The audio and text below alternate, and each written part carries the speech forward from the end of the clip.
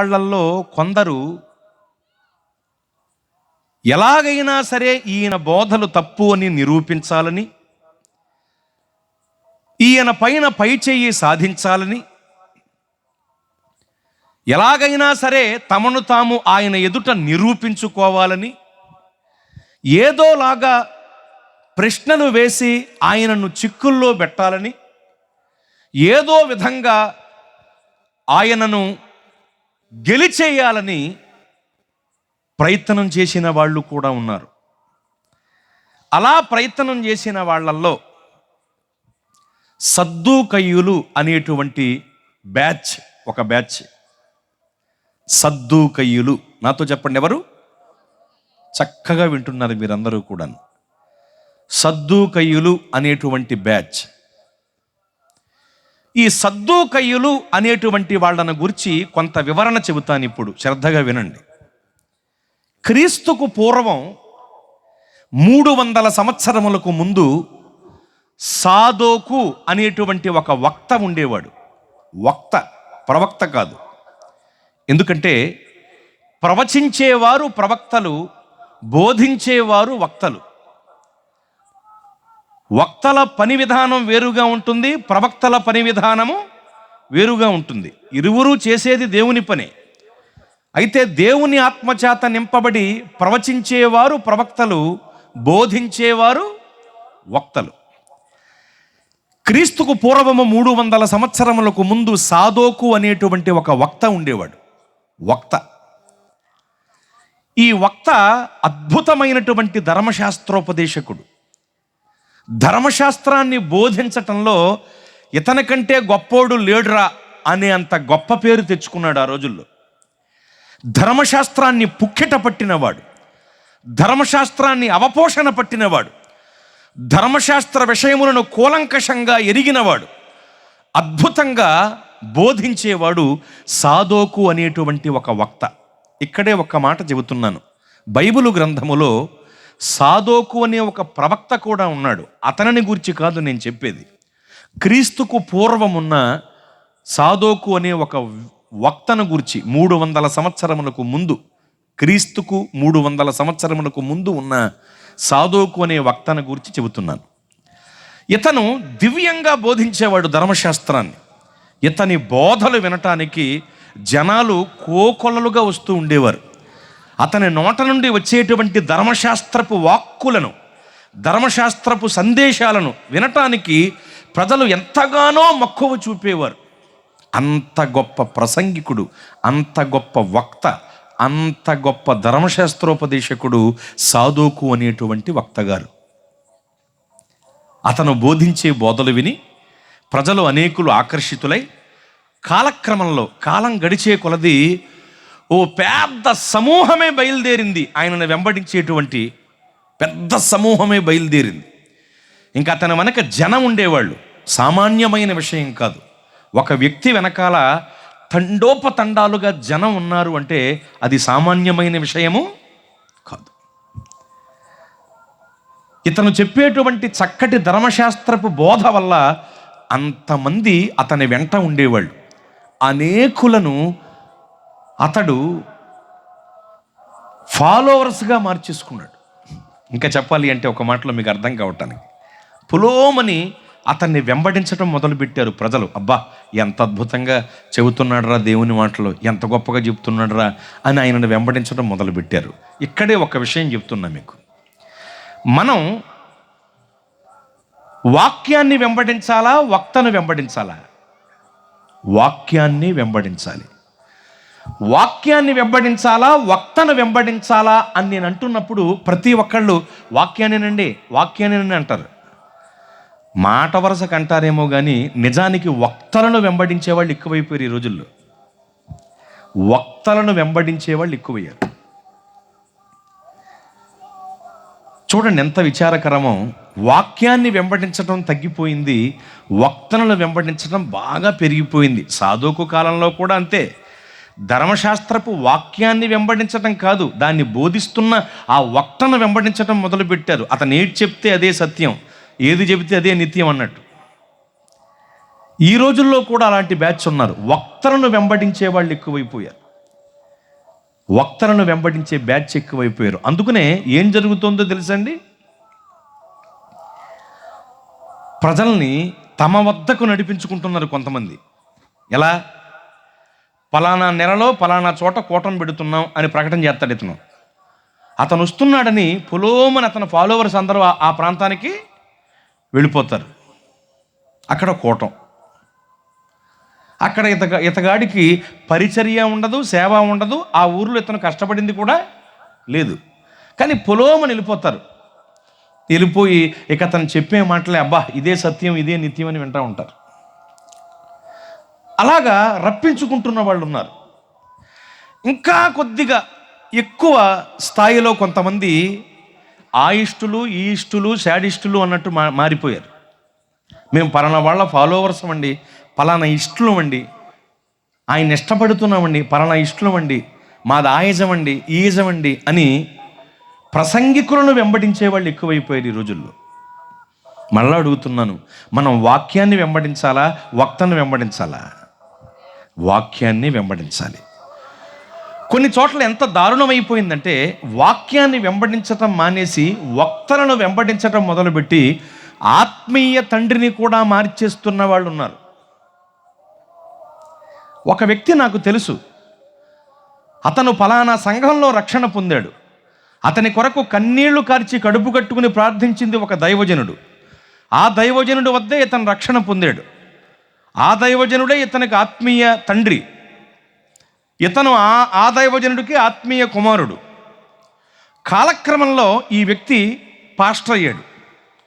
Pastor అయ్యి కాస్త పేరు ప్రఖ్యాతలు వచ్చిన తరువాత ఆత్మీయ తండ్రిని మార్చేశాడు. అతనికంటే గొప్పగా ఎవరైతే వాడబడుతున్నారో ప్రసంగికులుగా అతని పేరు చెప్పడం మొదలుపెట్టాడు. నా ఆత్మీయ తండ్రి ఫలానా అని చెప్పడం మొదలుపెట్టాడు. అలా చెబుతున్న వ్యక్తి యొక్క అసలు ఆత్మీయ తండ్రి ఎవరో నాకు తెలుసు. విని బాధపడ్డాను, ఇదేమిట్రా, హెచ్చింపబడిన తర్వాత హెచ్చులు పోవటం అంటే ఇదేనా? ఆత్మీయ తండ్రిని మార్చేస్తారా? పోనీ పరిచర్య ఏదో నువ్వు చేసుకుంటున్నావు, సందర్భం వచ్చినప్పుడు నా ఆత్మీయ తండ్రి ఫలానా అని చెప్పుకు తిరగాలి కదా. అబ్బే మార్చేసాడు ఏకంగా వాడు. అలాగే ఇంకో కుర్రోడు, పాస్టర్ గారు అబ్బాయి, వాళ్ళ నాన్నగారి దగ్గర రక్షణ పొందాడు. వాళ్ళ నాన్నగారే అతనికి తండ్రి, అలాగే ఆత్మీయ తండ్రి కూడా. కొన్నాళ్ళకి వాళ్ళ నాన్నకి ఇతనికి ఏ విభేదాలు వచ్చినాయో మొత్తానికి ఇతను ఒక వక్తను వెంబడించడం మొదలుపెట్టాడు. ఇంకా వాక్యం కాదండి, వక్తే వాళ్ళకి. ఒక వక్తను వెంబడించడం మొదలుపెట్టాడు.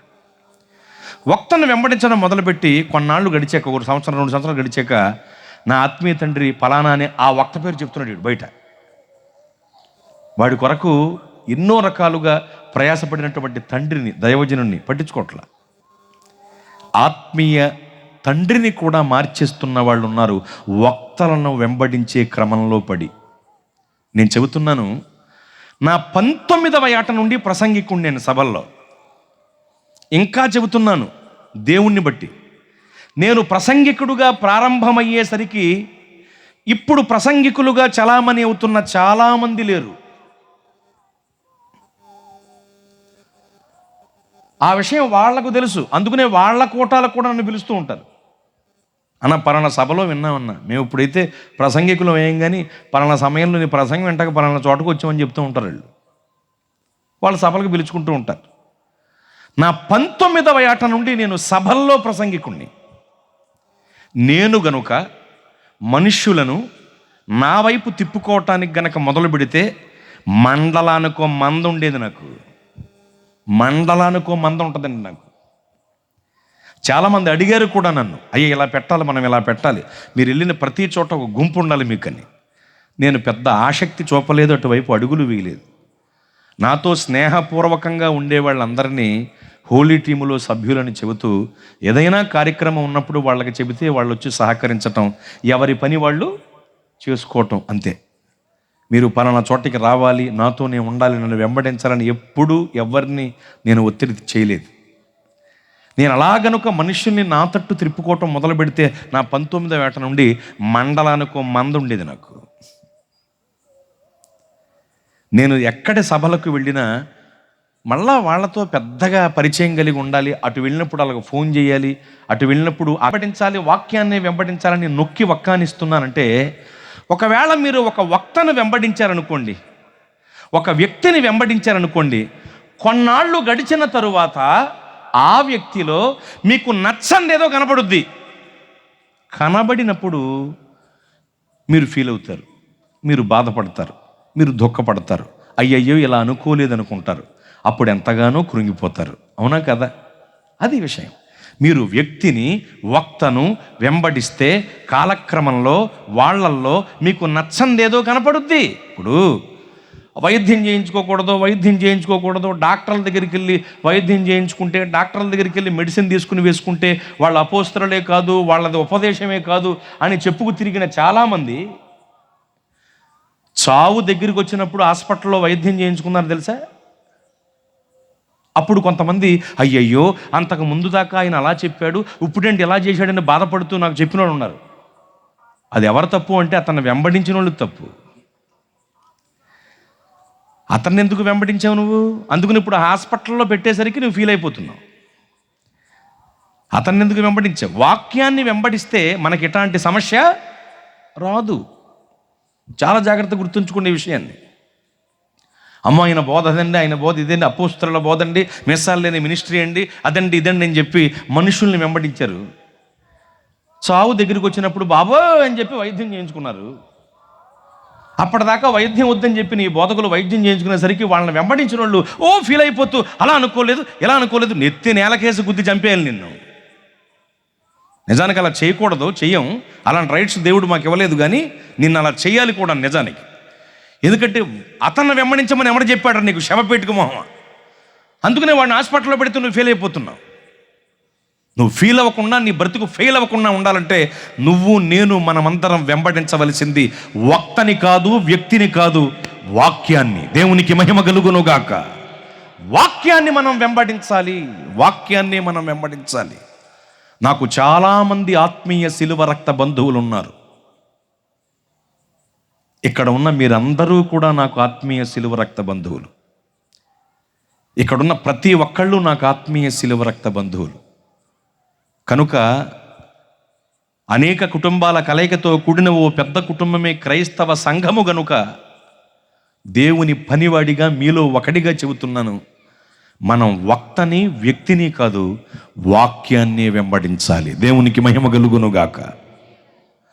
ఎందుకంటే మనుషుల్ని వెంబడిస్తే ఇలాగే దెబ్బతింటాం. ఈ మధ్యనే మా ఊరు ఒక అతను వచ్చాడు ప్రసంగించడానికి. మా సంఘపెట్టలు వెళ్ళారండి. నేను ఏదో కోటల్లో ఉంటాం కదండి, నేను వెళ్ళమని చెప్తాను. కోటాలు జరిగితే అరే బాబు ఊళ్ళో కోటాలు జరుగుతున్నాయమ్మా అందరూ వెళ్ళండి అని చెప్పి పేపర్లు పంచిపెడతాను. తెచ్చిన పేపర్లు అందరికీ పంచిపెట్టమని చెప్తాను. సరే నేను ప్రకటన చేశాను, వెళ్ళారు. వెళితే ఇంకా ఒక అతను మీసాలు లేని మినిస్ట్రీ ఏదో మొత్తానికి వచ్చాడండి. పెట్టి అపోస్తలుల బోధ హల్లెలూయా సందల రబలబా అని మొదలుపెట్టి, అస్సలు డాక్టర్ దగ్గరికి వెళ్ళేవాడు, మెడిసిన్ వేసుకునేవాడు అసలు అపోస్తలుడే కాదు, వాడి బోధ సరైందే కాదని చెప్పి 2 గంటలు చెప్పాడంటండి.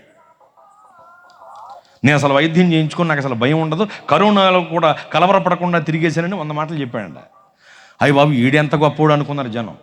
ప్రార్థన చేయమని అయితే గ్లౌజులు వేసుకుని ప్రార్థన చేస్తాను అంటున్నాడు. మరి ఇంకేంటి, వెంటనే మా సంఘస్థులు చూసి ఓ బాబు ఇదే ఈడు అని చెప్పి వచ్చారంటండి అందరూ. మరి అంత గొప్పోడు అయినప్పుడు మరి గ్లౌజులు వేసుకోకుండా ప్రార్థన చేయొచ్చుగా. మరి చెప్పిందంతా పోయింది, 2 గ్లౌజులతో పోయింది కదా మొత్తం. అప్పటి వరకు ఆడు ఎంత గొప్పోడు అనుకున్నారు, గ్లౌజులు దొరకడం జరిగితే తెలిసిపోయింది విషయం. కనుక ఏ మనుష్యుణ్ణి, ఏ వ్యక్తిని, ఏ వక్తని మనం వెంబడించినా ఖచ్చితంగా దెబ్బతింటాం ఒక రోజుకి. అదే నువ్వు వాక్యాన్ని వెంబడించు, వాక్యమై ఉన్న దేవుణ్ణి వెంబడించు. ఈ కట్టె మట్టిలో కలిసిపోయే వరకు ఎంత కాలము దేవుని వాక్యాన్ని మనము వెంబడించినా ఎంత తప్పిదం కూడా మన కళ్ళకు కనబడదు, మన హృదయానికి కూడా కనబడదు. చేతులెత్తి స్తోత్రం చెప్పండి. కనుక వాక్యాన్ని మనం వెంబడించాలి, వాక్యమై ఉన్న దేవుణ్ణి మనం వెంబడించాలి. వ్యక్తిని, వక్తల్ని వెంబడించకూడదు. ఎందుకంటే ఆనాడు సాదోకు అనే వక్తను వెంబడించారు జనం. ఈనాడు కూడా కొంతమంది వక్తల్ని వెంబడిస్తున్నారు జనం. అది చాలా తప్పు. సాదోకు అనే వక్తను వెంబడిస్తూ ఉన్నారండి. కాలక్రమంలో ఏమైపోయిందంటే అతన్ని వెంబడించే జనాంగం విస్తారమైపోయారు, తండోపతండాలు అయిపోయారు. ఇక్కడ గొప్పోడ్ర బాబు ఈయన అంట మొదలెట్టారు.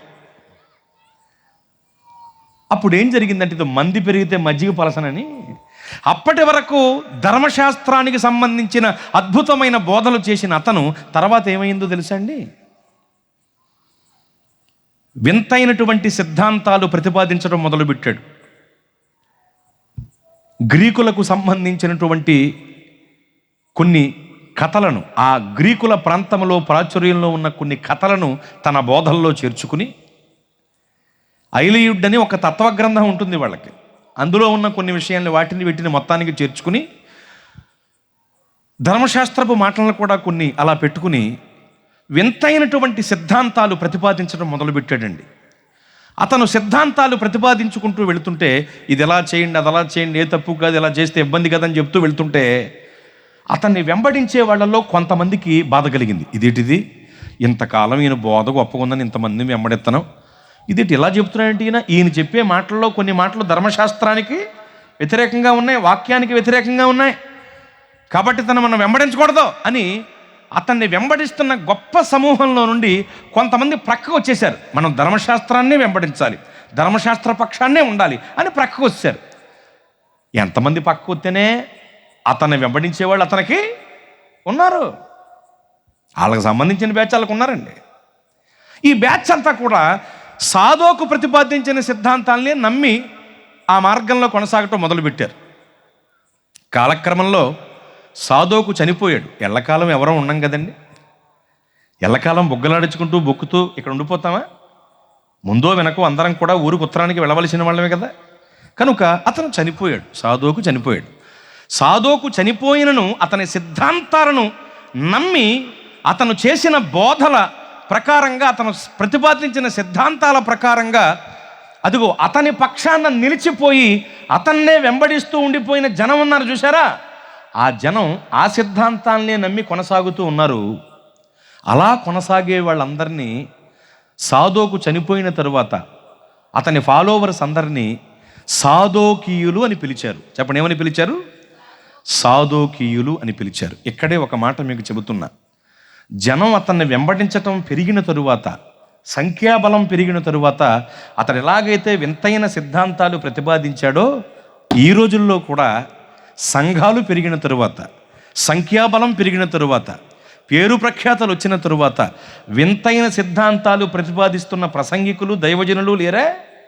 ఏమండి, అరే రే ఇప్పటి వరకు ఎంతో అద్భుతం అనుకున్నాం ఈయన వాక్యం, ఇదేమిటి ఇంత వింతైన సిద్ధాంతాన్ని ప్రతిపాదించాడు అని మాట్లాడుకుంటున్న వాళ్ళు లేరా అండి?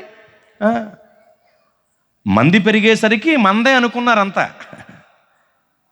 మంది పెరిగేసరికి మందే ఇదంతా అనుకుని వింతైనటువంటి సిద్ధాంతాలు ప్రతిపాదిస్తున్న, వాటిని ప్రజల్లో చొప్పిస్తున్న, ఆ విషయాన్ని ప్రజల్లో చేరుస్తున్న ప్రసంగికులు, సిద్ధాంతవేత్తలు క్రైస్తవ్యంలో ఉన్నారు. ఖచ్చితంగా ప్రభువు వాళ్ళ సంగతి చూస్తారు. స్తోత్రం చెప్పండి. ఎవరి నోళ్ళు ఎప్పుడు ముయించాలో ప్రభువుకి బాగా తెలుసు. ఎందుకంటే ఈ సిద్ధాంతవేత్తలందరూ కూడా మనుష్యులమైన మన నోళ్ళు ముయించగలరు, మనతో వాదమాడి మనతో గెలిచి మన నోళ్ళు ముయించగలరు, కానీ వాక్యమై ఉన్న దేవుని నోరును ముయించగలరా? వాళ్ళ వల్ల అవదు. దేవుడే వాళ్ళ నోళ్లను ముయించునుగాక. ఆమేన్. కనుక గమనించండి, అతన్ని ఫాలో అయ్యే వాళ్ళందరూ కూడా అలా ఫాలో అవుతూ ఉన్నారు. వాళ్ళని సాదోకీయులు అని పిలిచారు. ఈ సాదోకీయులే కాలక్రమంలో సద్దూకయులు అయ్యారు. అది విషయం. అదేంటండి, సాదోకీయులు బాగానే ఉంది కదా, మళ్ళీ సద్దూకయులని ఎందుకు అంటే వాడుక భాషలో అలా మారుతూ ఉంటాయి కదండి. కొన్ని ఏ ప్రాంతపు వాడుక భాష ఆ ప్రాంతానికి ఉంటుంది కదా. వియ్యంకురాలు వియ్యపురాలు అనాలి, కానీ ఏ అపరాలు వచ్చింది అంటావు నువ్వు. మరి ఏం చేస్తాం, మార్చేసావు మరి. ఏమండి, తూర్పుగోదావరి జిల్లాకు ముఖ్య పట్టణం కాకినాడ కదా. ఆ కాకినాడ యొక్క అసలు పేరు కోకెనడా. కోకెనడా కాస్త కాలక్రమంలో కోకానాడ అయింది. కోకానాడ కాస్త ఇప్పుడు కాకినాడ అయింది. వాడుక భాష ప్రభావం. పశ్చిమ గోదావరి జిల్లాకి ముఖ్య పట్టణం ఏలూరు. ఏలూరు యొక్క అసలు పేరు హేలాపురి. హేలాపురి కాస్త కాలక్రమంలో హేలూరు అయింది. హేలూరు కాస్త ఇప్పుడు ఏలూరు అయింది. వాడుక భాషలో కొన్ని అలా మారిపోతూ ఉంటాయి. ఇదే సూత్రాన్ని బట్టి చూస్తే సాదోకును వెంబడించే వాళ్ళు సాదోకీయులు అనబడ్డారు. ఈ సాదోకీయులే కాలక్రమంలో సద్దూకయ్యులయ్యారు. ఈ సద్దూకయ్యులు ధర్మశాస్త్రపు మాటలు మావే అంటారు, గ్రీకులకు సంబంధించినటువంటి కొన్ని కల్పిత కథలు మావే అంటారు, సాదోకు చెప్పిన బోధలకు మించిన బోధలు ఈ భూమి మీద లేవు అంటారు, ధర్మశాస్త్రం మొత్తాన్ని మాకు అతను పరిచిపెట్టాడని ఒలిచిపెట్టాడని అతనే గొప్పని అతని సిద్ధాంతాలే గొప్పని నమ్ముతారు. అలా నమ్మి కొనసాగేటువంటి ఈ సాదోకీయులు అంటే సద్దూకయ్యులు పునరుత్థానాన్ని నమ్మరు. చెప్పండి, దేనిని నమ్మరు వాళ్ళు? పునరుత్థానమును నమ్మరు. పునరుత్థానమును నమ్మని సాదోకీయులు అనగా సద్దూకయ్యులు యేసు ప్రభువు వారి దగ్గరకు వచ్చారు. ఒకసారి వచ్చి ఏదో వాళ్ళేదో గొప్ప జ్ఞానులమని ఈయన వద్ద నిరూపించుకోవటానికి ఈయనను కొన్ని ప్రశ్నలు వేసి ఈయన బోధలు తప్పని చెప్పి ఈయన పై చెయ్యి సాధించాలని ఈయనను వాదనలో ఓడించాలని వచ్చేసారు తయారైపోయి. కానీ విషయం ఏమిటంటే కూరగాయలు ఎంత గొప్పవైనా కావచ్చు, కత్తిపేట దగ్గరికి వెళ్తే తరిగి పారేద్ది. అవునా కదండి? వాళ్ళు జ్ఞానులు కావచ్చు, యేసయ్య అనంత జ్ఞాని. వీళ్ళు బోధకులు కావచ్చు, ఆయన పరమ బోధకుడు. వీళ్ళు రబ్బీలు కావచ్చు, ఆయన రబ్బూని. ఆయన రబ్బూని. ఆయన వద్దకు వచ్చి లేనిపోని వేషాలు వేస్తే ఎలా కుదురుతుందండి? సూర్యుడికి టార్చ్ లైట్ వేసినట్టు ఉంటుంది. కనుక వాళ్ళు వచ్చి ఏదో చేద్దామని ప్లాన్ చేశారు.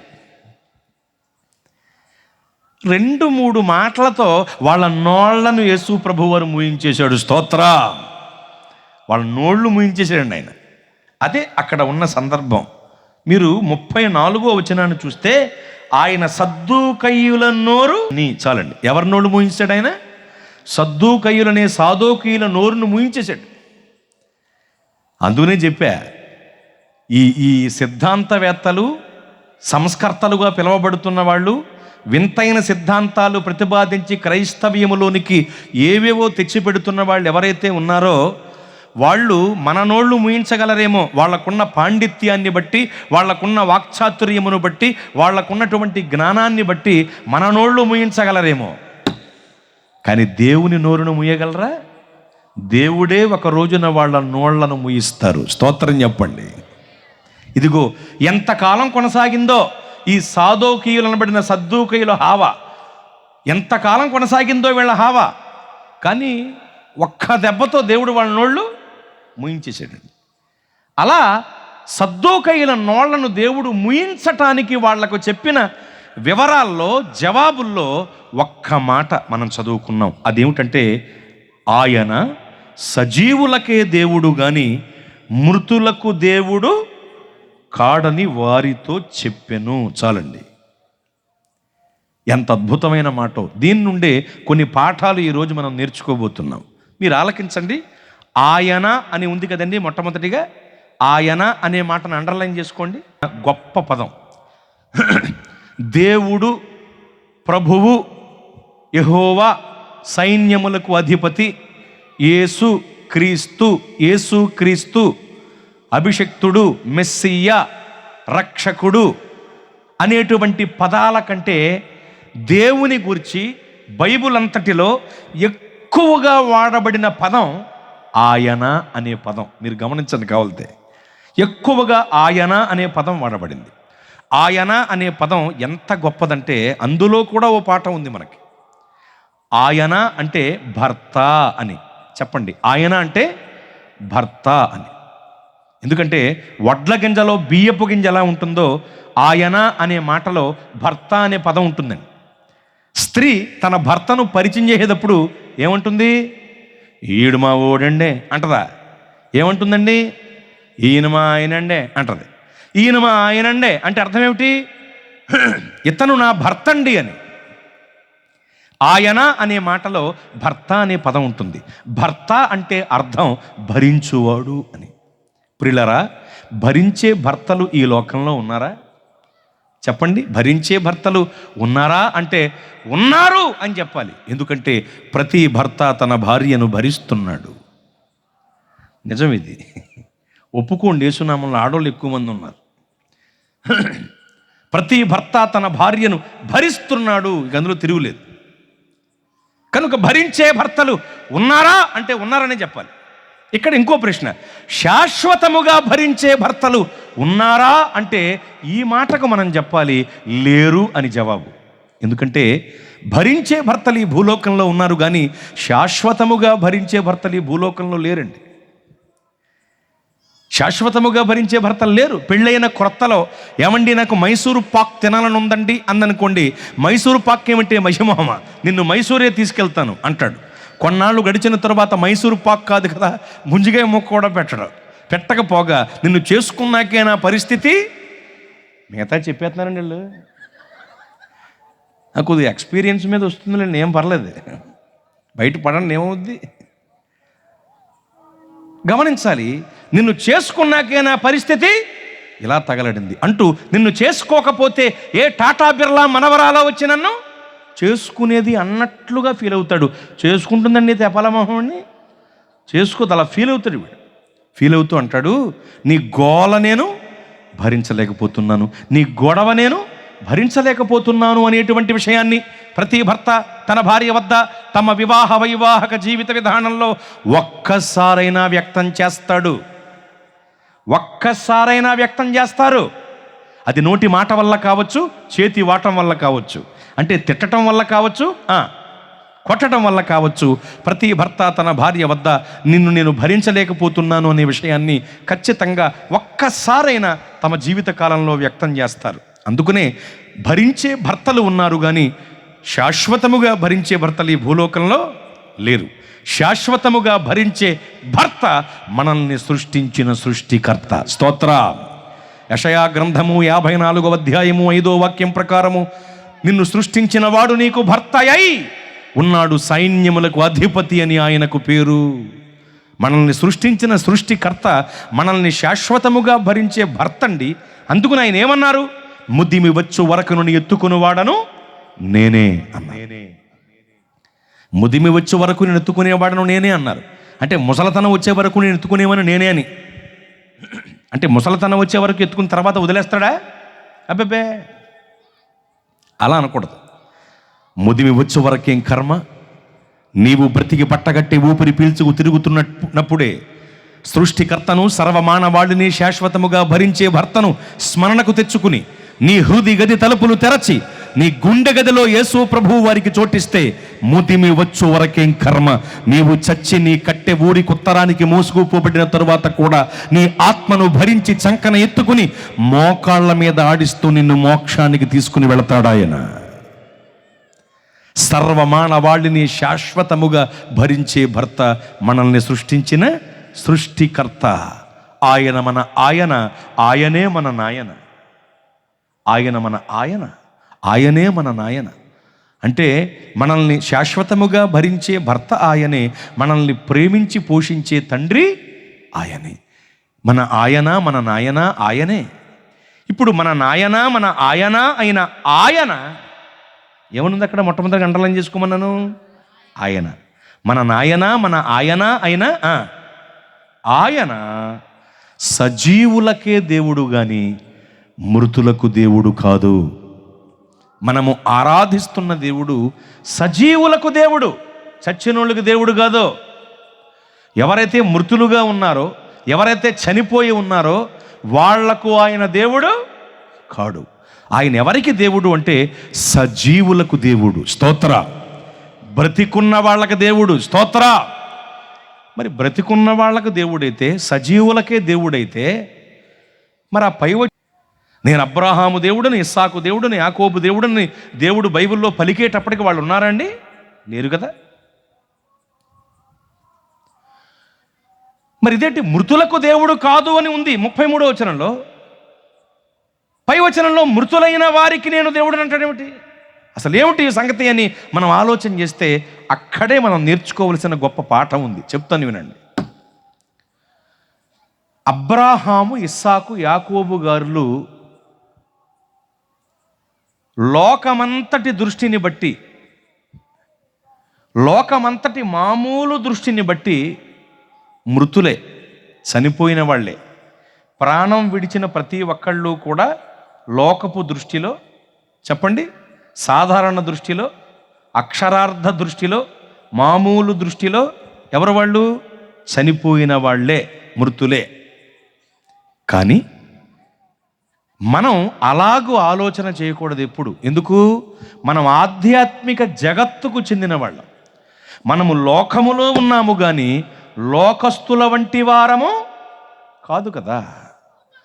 కనుక లోకము చూస్తున్న కోణంలో, లోకము ఆలోచన చేస్తున్న పోకడలో మనం వీళ్ళని గురించి ఆలోచన చేసి చూడకూడదు. ఎందుకంటే మనకు ఒక లెక్క ఉంది, మనకు ఒక క్రమం ఉంది, మనకు ఒక నియమం ఉంది.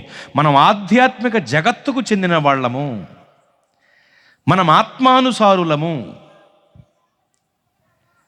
ఆత్మీయంగానే కొన్ని విషయాలు ప్రాముఖ్యంగా మనం ఆలోచన చేసి తీరాలి.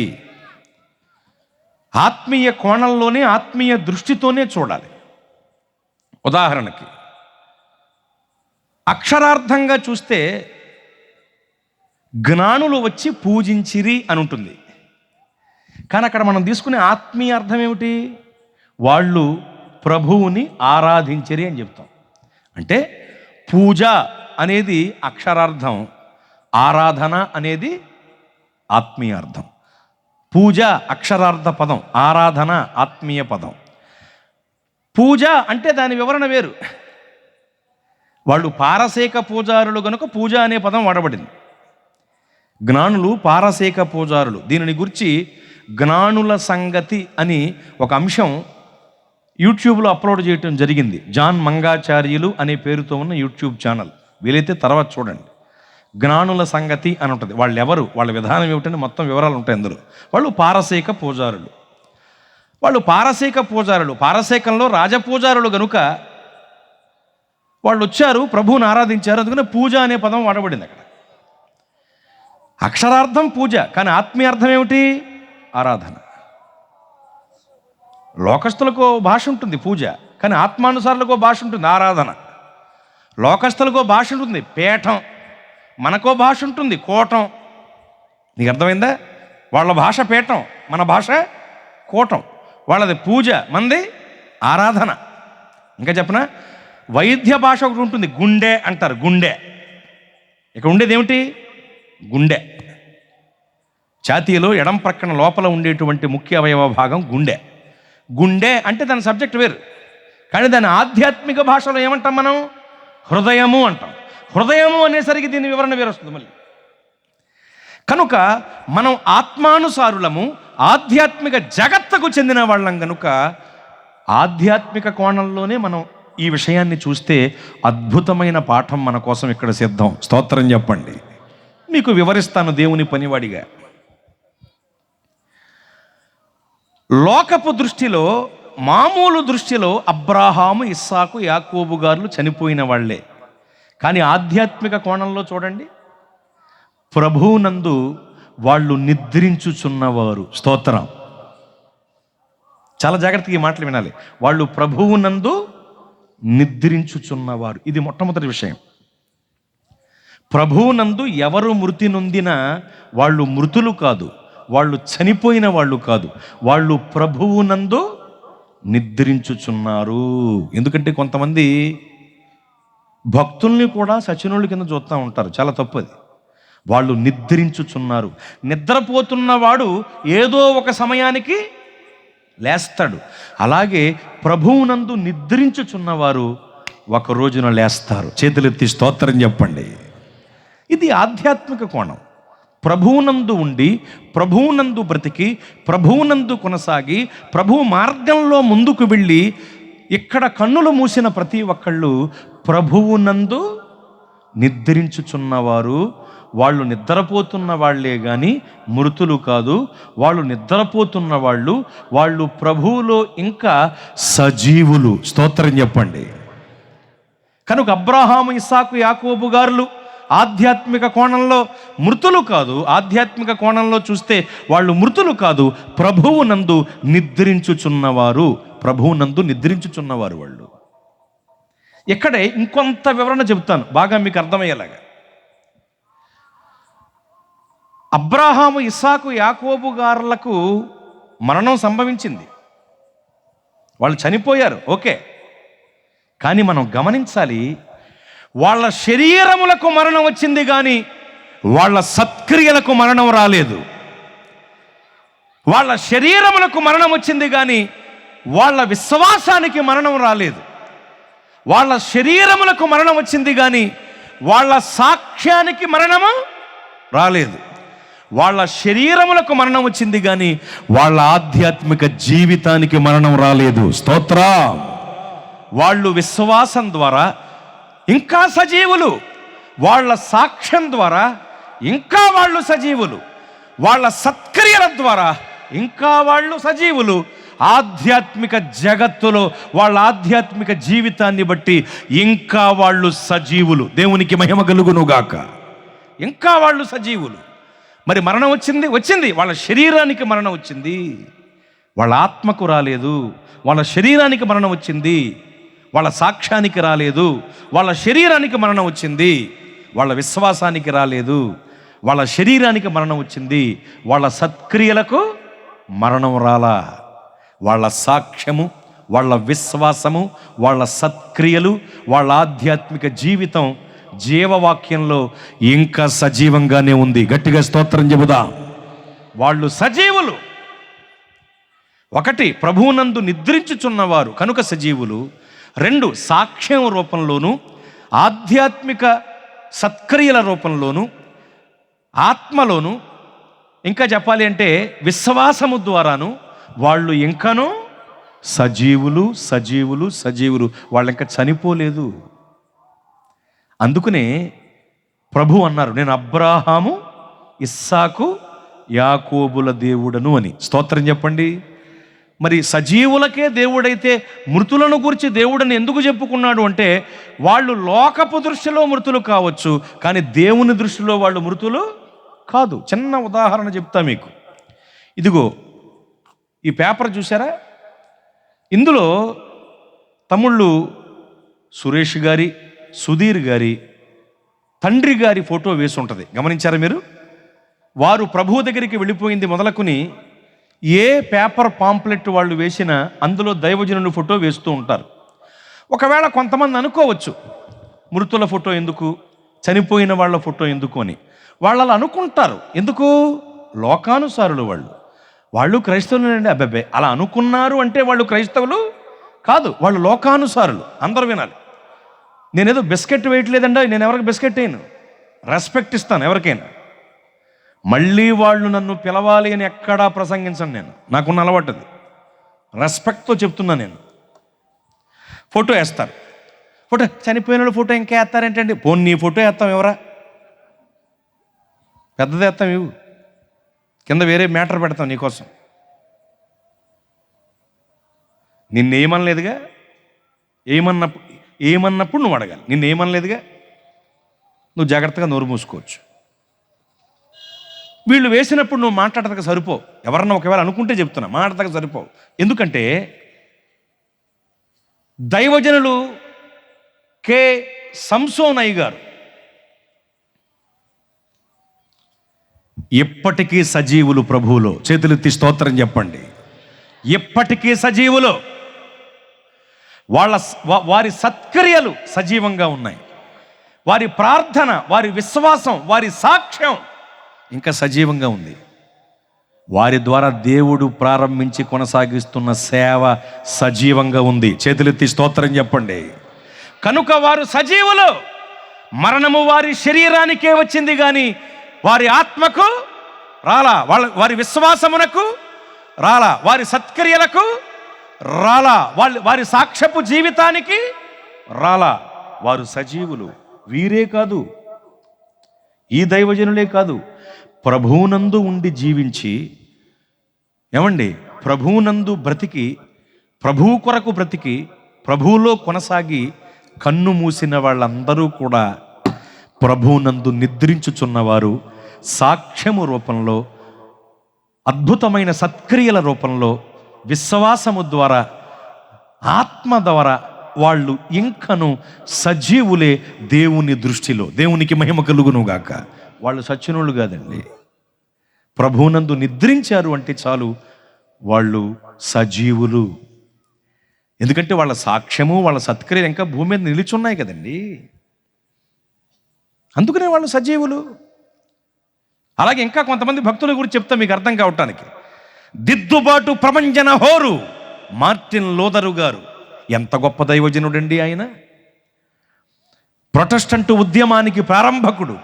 బంధింపబడిన బైబిల్ని బయటికి తెచ్చి ప్రజలకు అందుబాటులోనికి వాక్యం తెచ్చిన వీరుడు, గొప్ప సంస్కర్త, గొప్ప దైవజనుడు ఆయన. వారు లేరు, వారి సాక్ష్యం ఇంకా నిలిచి ఉంది భూమి మీద. స్తోత్రం. అంటే వారు మృతులా సజీవులా? సజీవులు. సాక్ష్యం రూపంలో ఆధ్యాత్మిక జగత్తులో ఇంకా వారు సజీవులు. ఖండాంతర సువార్త వాంగ్మయ ఝరి విలియం కేరీ గారు ఎంత గొప్ప భక్తుడండి బాబు. మన దేశాన్ని పీడిస్తున్న సతీ సాగానం అనబడినటువంటి దురాచారం యొక్క పీచమణిచి దాన్ని రూపుమాపటానికి అత్యధికంగా వ్యయప్రయాసలకు వచ్చిన గొప్ప దైవజనుడండి. స్తోత్రం. తెలుగులోనికి బైబిల్ రావటానికి ప్రభు కృపను బట్టి కారకుడండి. ఈనాడు శరంపూర్ యూనివర్సిటీ ఉంది అంటే దేవుడు వారి ద్వారా అనుగ్రహించిందండి. అంత గొప్ప దైవజనుడు ఆయన. వారు లేరు ఇప్పుడు, కానీ వారి సాక్ష్యం నిలిచి ఉంది భూమి మీద. ఆయన సజీవుడు. స్తోత్ర. వారి సత్క్రియలు నిలిచి ఉన్నాయి. వాళ్ళు సజీవులు. లోక దృష్టిలో వాళ్ళు మృతులు కావచ్చు, కానీ ఆధ్యాత్మిక దృష్టిలో, ఆధ్యాత్మిక జగత్తులో వాళ్ళు సజీవులు. సాక్ష్యం రూపంలో నేటికి కూడా. మహిమా సువార్త తేజోవాహము డాక్టర్ బిల్లీ గ్రహము ఎంత గొప్ప భక్తుడండి ఆయన. 100 ఏళ్ళు ఈ భూమి మీద ఉన్నారు ఆయన. ఆ దైవజనుడు మా దేశంలో అడుగు పెడితే చాలని ఎదురు చూసిన దేశాలు ఉన్నాయండి. అంత గొప్ప దైవజనుడు బిల్లీ గ్రహమయ్య గారు, ప్రపంచ ప్రఖ్యాతిగాంచినటువంటి దైవజనుడు. వారు ఇప్పుడు లేరు, భౌతికంగా లేరు, కానీ వారి సాక్ష్యం ఇంకా భూమి మీద నిలిచి ఉంది. వారి సత్క్రియలు, పరిచర్య ఇంకా నిలిచి ఉంది. వారు సజీవులు. వారు సజీవులు. సాక్ష్యం రూపంలో సజీవులు, సత్క్రియల రూపంలో సజీవులు. వారి ద్వారా దేవుడు ప్రారంభించి కొనసాగిస్తున్న పరిచర్య రూపంలో ఇంకా వారు సజీవులండి. అలాగే దైవజనులు, ఎంత అద్భుతమైన దైవజనులండి. మన దేశానికి చెందిన గొప్ప దైవజనుల్లో ఒకరు క్రైస్తవ ఆధ్యాత్మిక కాషాయ రంగు సాధు సుందర సింగు. ఆయన ఎప్పుడు కాషాయ వస్త్రాలు ధరించుకుని వెళ్ళేవాడట. ఆయన పలానా మార్గంలో వెళ్ళాడని చెప్పడానికి గుర్తేమిటంటే, ఆయన చెప్పులు అవి వాడేవారు కాదటండి. ఆ రోజుల్లో సాధువుగా మారిపోయి చెప్పులు కూడా వాడేవారు కాదట. ముళ్ళు గుచ్చుకుంటున్న, రాళ్ళు గుచ్చుకుంటూ నడుచుకుంటూ వెళ్ళిపోయాటండి. రక్తం కారి ఆనవాలు పడితే ఆ రక్తాన్ని చూసి ఇటువైపు వెళ్ళాడు అని చెప్పుకునేవారటండి. అంత గొప్ప దైవజనుడు ఆయన. ఈరోజు మనం ఏదో ఒళ్ళంతా కప్పుకుంటూ బట్టలు వేసిన విమర్శిస్తారు కొంతమంది. చూడరే ఆడి తాలూకా బట్టలు వేసుకున్నాడు. నీ బట్టలు పట్టవు కాబట్టి ఈ బట్టలు వేసుకున్నాను ఏంటి? ఇప్పుడు కాషాయం ధరించి తిరిగి సేవ చేశాడు ఆయన. ఆయన ఏమంటాం మరి? ఇప్పుడు బట్టలు బాగోపోయినా బ్రతుకులు బాగుండాలి, పేర్లు బాగోకపోయినా తీర్లు బాగుండాలి, శవపేటికి మొహమ అని అనాలని ఉంటుంది, కానీ అనలేం, బాధపడతారని. గొప్ప దైవజనుడండి సాధు సుందర సింగయ్య గారు. వారు లేరు భౌతికంగా, కానీ వారి సాక్ష్యం ఇంకా భూమి మీద నిలిచి ఉంది. వారి సత్క్రియలు, సేవ ఇంకా నిలిచి ఉన్నాయి. స్తోత్ర. వారు సజీవులు, మృతులు కాదు ఆయన. పరిశుద్ధ పాల పొంగు బ్రదర్ భక్త సింగు గారు. ఎంత గొప్ప దైవజనుడండి భక్త సింగయ్య గారు. ఎంత గొప్ప ప్రార్థనాపరుడండి. మన దేశానికి సంబంధించిన గొప్ప దైవజనుడండి, ప్రపంచ ప్రఖ్యాతిగాంచిన దైవజనుడు. వారు లేరు ఇప్పుడు భౌతికంగా, కానీ వారి ద్వారా దేవుడు మొదలుపెట్టిన పరిచర్య, వారి సాక్ష్యం, వారి సత్క్రియలు ఇంకా భూమి మీద నిలిచి ఉన్నాయి. దేవునికి మహిమ కలుగును గాక. వారు మృతులు కాదు, సజీవులు. అలాగే ప్రార్థనా దర్శన పట్టుజల తారు మొంగమూరి దేవదాసయ్య గారు 127 సంవత్సరాలు బ్రతికాడు ఆయన ఈ భూమి మీద. భౌతికంగా మన మధ్యలో లేరు ఆయన, కానీ వారి సాక్ష్యము, వారి ప్రార్థన, పరిచర్య, సత్క్రియలు నేటికి సజీవంగా నిలిచి కొనియాడబడుతున్నాయి. ఆయన మృతులు కాదు, సజీవులు. స్తోత్ర. ఇలా చెప్పుకుంటూ పోతే ఎందరెందరో ఉన్నారు క్రైస్తవ మార్గంలో కన్ను మూసినటువంటి ఆధ్యాత్మిక వీరులు, వీరురాండ్రులు, విశ్వాసులు. ఆధ్యాత్మిక జగత్తులో ఎందరో ఉన్నారు. వీళ్ళందరూ ప్రభువునందు నిద్రించిన వారు, నిద్రించుచున్నవారు. ఇంకా వాళ్ళు సజీవులు, సాక్ష్యం రూపంలో సజీవులు, విశ్వాసాన్ని బట్టి సజీవులు, సత్క్రియలను బట్టి సజీవులు. వాళ్ళు మృతులు కాదు. వాళ్ళెవరు అంటే సాక్షి శేషులు. గట్టిగా స్తోత్రం చెప్పండి. నేను చాలా చోట్ల చెప్తూ ఉంటాను, ఎవరైనా ప్రభువునందు ఉండి నిద్రిస్తే వాళ్ళ పేరు పక్కన కీర్తిశేషులను వెయ్యకండి అని. కొంతమంది తెలియక వేస్తూ ఉంటారు, వాళ్ళని ఏమన్నా నేను తెలియకే తప్ప తెలిస్తే ఖచ్చితంగా వేయరు కదా. ఏమండి, ఇప్పుడు కొంతమంది ఉంటారు మంగళాచారులని పిలుస్తారు వేదిక మీదకి. నన్ను ఎందుకు అలా పిలుస్తారు? నాకు కోపం ఉండదు వాళ్ళ మీద, ఎందుకంటే పలకటం కుదరక. ఏమండి, కొంతమంది చారులు ఏ చారు తెలియదు ఇంతకని చారులు. కొంతమంది చారి అక్కడ తాపేస్తారు ఇంకా రీ. నేనేమనుకోను, పలకటం కుదరకో లేకపోతే అంత పెద్ద పదం ఏం పలుకుతావు రాను, ఏదో ఉంటుంది కదా, అర్థం చేసుకుంటాను. అలాగే కీర్తిశేషులు అని ఎవరన్నా వేస్తే నేను అనుకుంటాను వాళ్ళకు తెలియక వేశారు అని. నిజానికి ప్రభువునందు నిద్రించిన వాళ్ళు కీర్తిశేషులు కాదు, సాక్షిశేషులు. గట్టిగా స్తోత్రం చెప్పండి. సాక్షిశేషులు. మళ్ళా పేపర్ ప్రింట్ అయ్యేటప్పటికి పేరు పక్కన ఏముండాలి తమ్ముడు? సాక్షిశేషులు అని ఉండాలి. ఎందుకంటే మీ నాన్నగారు సజీవులు. దేవునికి మహిమ కలుగునుగాక. వారు చేసిన పరిచర్య సజీవంగా ఉంది, వారి సాక్ష్యం సజీవంగా ఉంది, వారి సత్క్రియలు సజీవంగా ఉన్నాయి, వారు చేసిన ప్రార్థన ఇంకా నిలిచి ఉంది. దేవునికి మహిమ కలుగునుగాక. కనుక వారు సజీవులు, మృతులు కాదు. కనుక వాళ్ళు ఎవరంటే సాక్షిశేషులు. ఇలా చెప్పుకుంటూ పోతే బైబిలు గ్రంథములో ఉన్న ప్రతి భక్తురాలు కూడా సాక్షిశేషులే.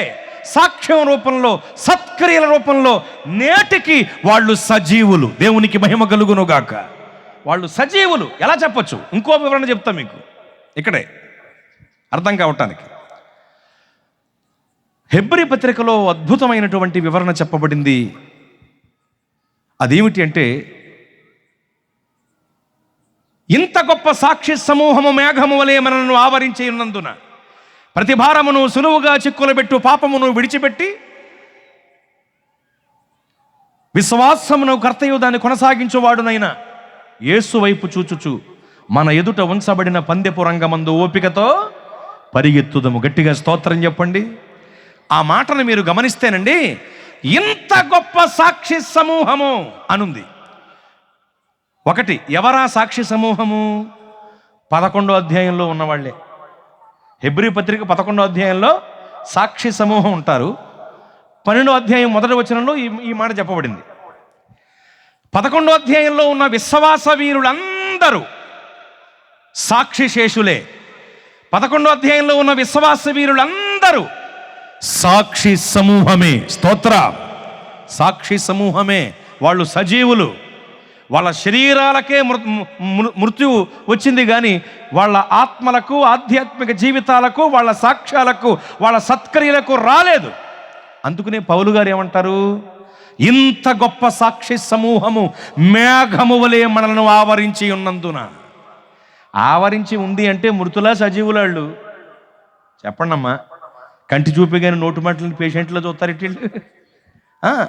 ఆవరించి ఉన్నారు అంటే సజీవులు. ఇప్పుడు చిన్న విషయం, గ్రౌండ్లో క్రికెట్ ఆడుతూ ఉంటారు కదా, మన వైపు వాళ్ళు 11 మంది, అవతల వైపు 11 మంది ఆడుతూ ఉంటారు కదా క్రికెట్ ఆడేటప్పుడు చుట్టూ ఫ్యాన్స్ ఆవరించి ఉంటారు. అవునండి, చుట్టూ ఆవరించి ఉంటారు. ఆ ఆవరించి ఉన్నోళ్ళు ఈ బంతేసేవాడు వేస్తుంటే కొట్టేవాడు ఎంకరేజ్ చేయడానికి కొట్టేవాడిని 6 వేసేయి 4 వేసేయి, 2 కొట్టేయి, సెంచరీ కొట్టేయి అడుగుతూ ఉంటారు. ఇంతగా ఆడి మాట ఇడికి వినపడదు సరిగ్గా. వినిపించాలని ఆయన ఎంత గట్టిగా అరుతాడండి. ఆడు సచ్చినోడా బతుకునోడా? ఆవరించి ఉన్నోళ్ళందరూ కూడా ఆ ఆటను చుట్టూ ఆవరించి ఉన్నోళ్ళందరూ సచ్చినోళ్ళ బ్రతికినోళ్ళ?